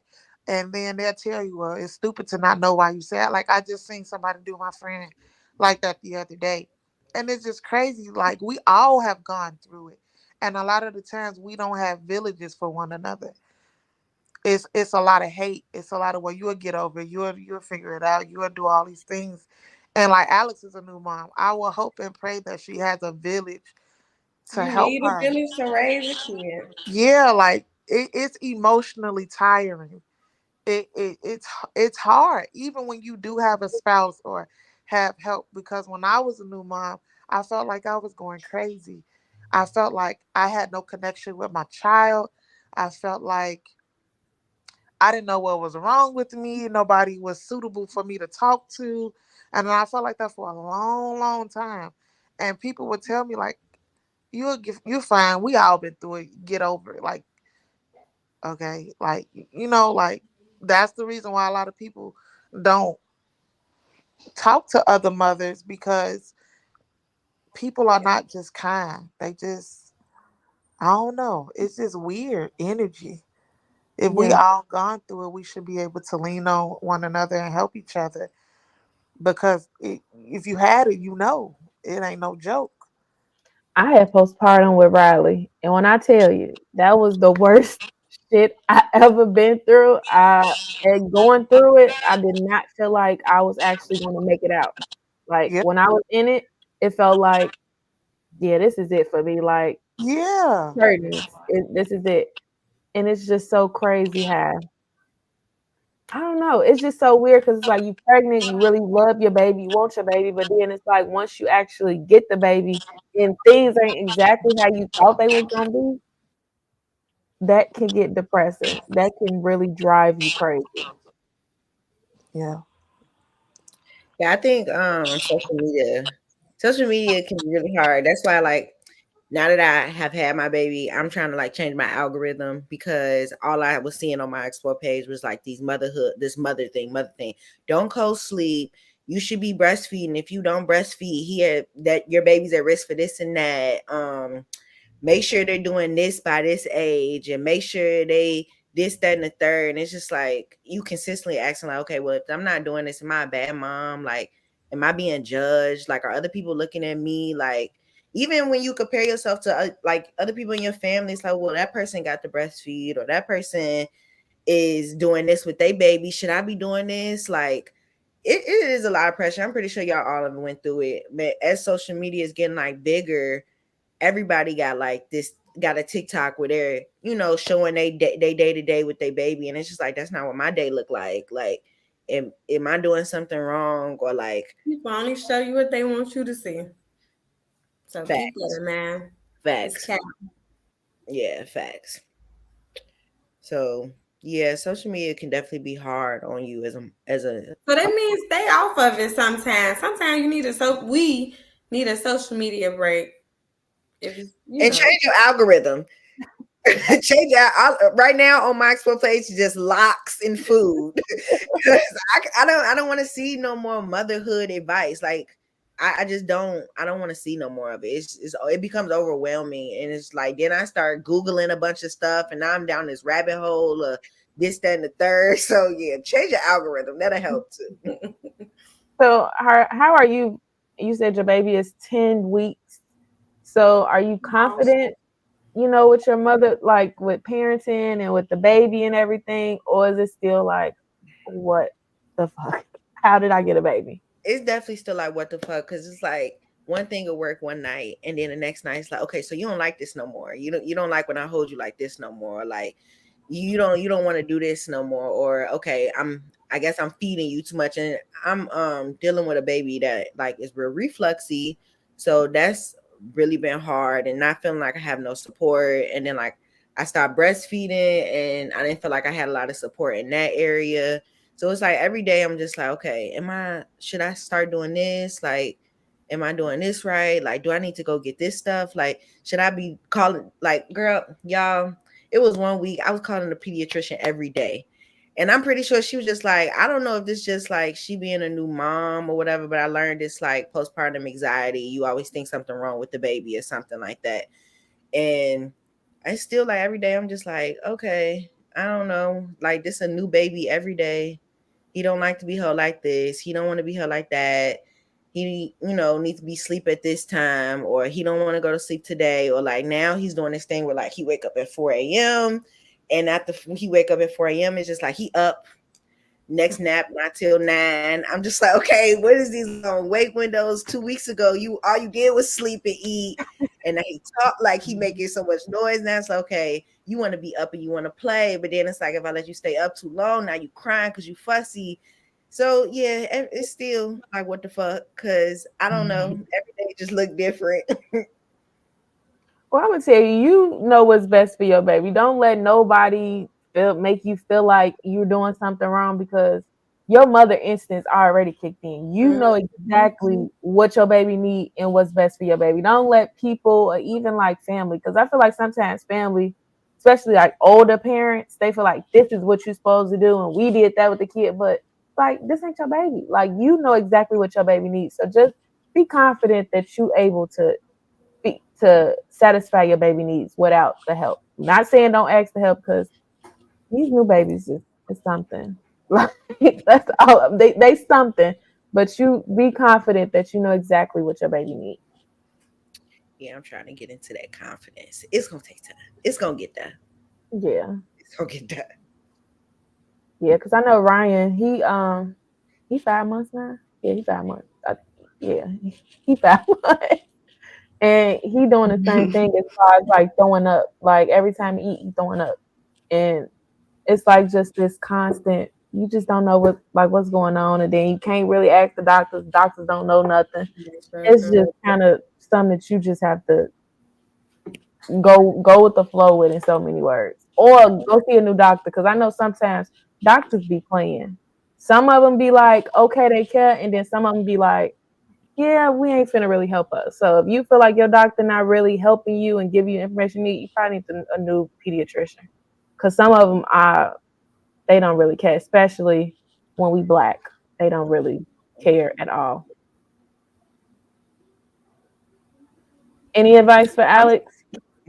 I was gonna say for me, it wasn't social media or whatever for me. Like I really would care two shits what strangers say, or as far as what they think a mother should be or expectations. It was the ones that was closest to me, that opinions that really mattered, that messed with my head or whatever. Like, you know, the expectations of, like you said, older people or parents, that's in your close circle of village, and they come down with all this criticism about what they should eat, what they should watch, what they should be doing at this stage, at that stage. Leah was at a stage where it don't matter. I'm not. What do you want me to do? Shove vegetables down her throat? She want a Happy Meal. She wants some pizza. And it was like I had to really, like, I started asking other parents, like, did your kid get to a stage where they would just eat shitty food, or like, junk food, or what we consider? And it was like, yeah, every kid go through that. I'm like, okay, well, I'm not crazy, but it'd be the opinions of those that's closest to you that really mess with my head or whatever, and question whether I was a good mom or not, or if I was doing something wrong or not. Yeah. Riley went through that phase too. She was only eating French fries and pizza. And sometimes she didn't even eat that. Yeah. And my mom used to be like, you need to feed her. She's not eating that. It's like if she's hungry, she will eat. Clearly, if she don't want to eat, she ain't hungry. She'll be okay. And Yeah, everybody miss a meal here and there. She will be okay.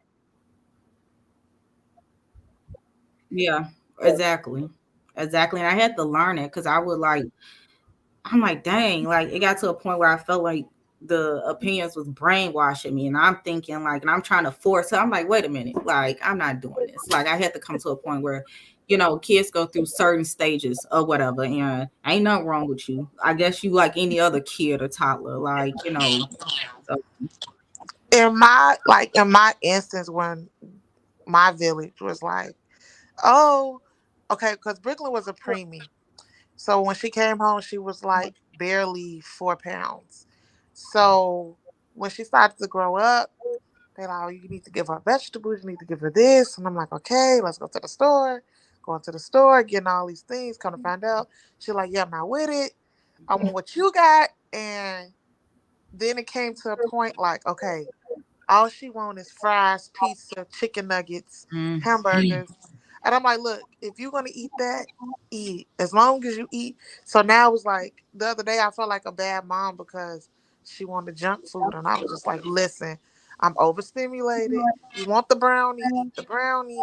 But then I started venturing out and asking other parents, and then I found other ways to get her vegetable and fruit intake, like the little smoothies, like I'm cutting corners, tricking her. So it's just all about, for me, finding ways to balance it out. Like if I felt like yeah. she wasn't eating good enough or she wasn't doing certain things, I would literally talk to other moms and look online, go to the store and just stare and compare things and figure it out. It was really trial and error. So, Alex, trial and error. Whatever works, no, literally, whatever works for you may not work for other people. And if it worked for your baby and he sleep Hmm. good, and if he good, leave it like that.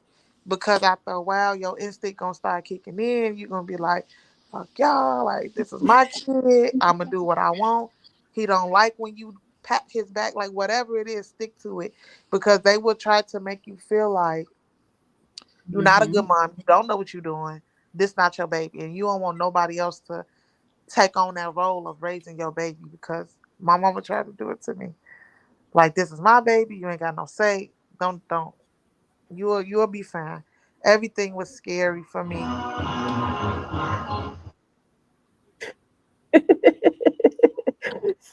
Sorry.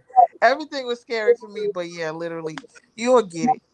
Don't feel bad. It's just a learning process.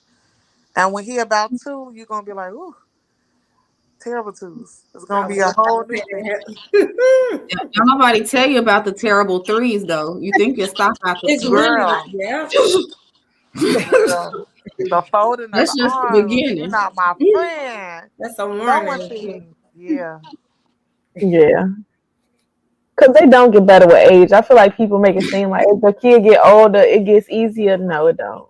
I feel like the baby stage is the easiest. 'Cause as they get the Yeah, because walking, then they get opinions. They get to talk back. They can, it's like, no, that baby stage when you couldn't say nothing, couldn't move. I think that was the easiest. Literally, when I used to be able to get milk and I didn't have to worry about, like, oh, I don't want McDonald's, I want Harold's. Like it was easy. Like if she slept in one spot, she didn't roll over, she didn't move. It was perfect. Now she talked too much. So you got it good, Alex. I'm telling you. You got it better than anybody. You and Ken. Well, it might somewhat. not seem it like right now, You but do. He don't talk. He don't move. He don't do nothing. He ain't got an opinion. He not finna Yeah. fight with you about what he finna put on today.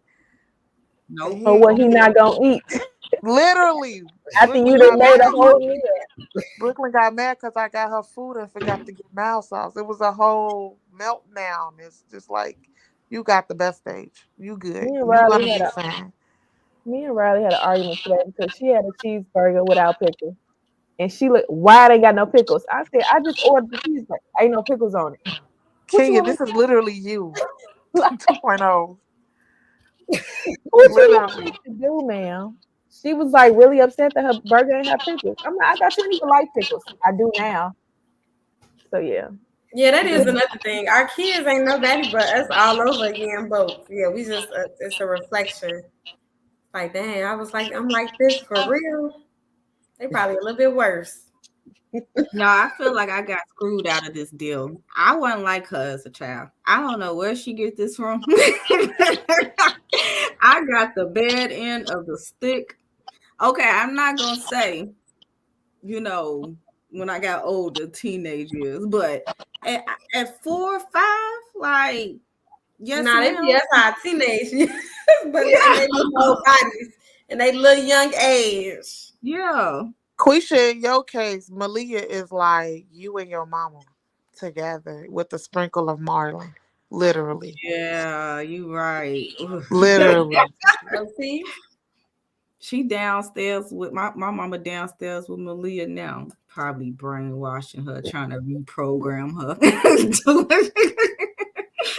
I hope she ain't watching us. Mom guilt. Anybody deal with that? I feel like me, I did a tango with it for a little bit, but I'm at the stage now where I'm kind of like, I let it, it don't bother me. I feel I like felt there's, like I'm sorry. I felt like I didn't get I stopped caring this year. So Brooklyn just turned 4 couple of well September. And before, when I used to go places without her, eat ice cream without her, I used to feel so guilty. I used to feel like if I did something for myself and didn't do nothing for her, I used to feel really guilty. But now, sister girl, I'd be like, look, this is mine. I'll get you some next time. I be feeling real. It just, everybody gonna go through it. It just gotta find the balance. Now I'm just cool. This my Coke. You drink you a juice, you ain't getting like it's just the little things that make you feel like you a little bit. So yeah, I just got over it. I ain't doing none of that this year. I do it all the time. That's one of the biggest things that I struggle with. And I guess that goes back to trying to overcompensate or whatever and to make sure I'm as present as I can be because I do travel for work all the time. And like sometimes I'll be on the airplane crying because I have to leave or since she's at an age now, she really, plays on my heartstrings like, no, mommy, I don't want you to go. Something's wrong with the plane. It's not safe. Like she comes up with stuff and it like literally tears me apart inside.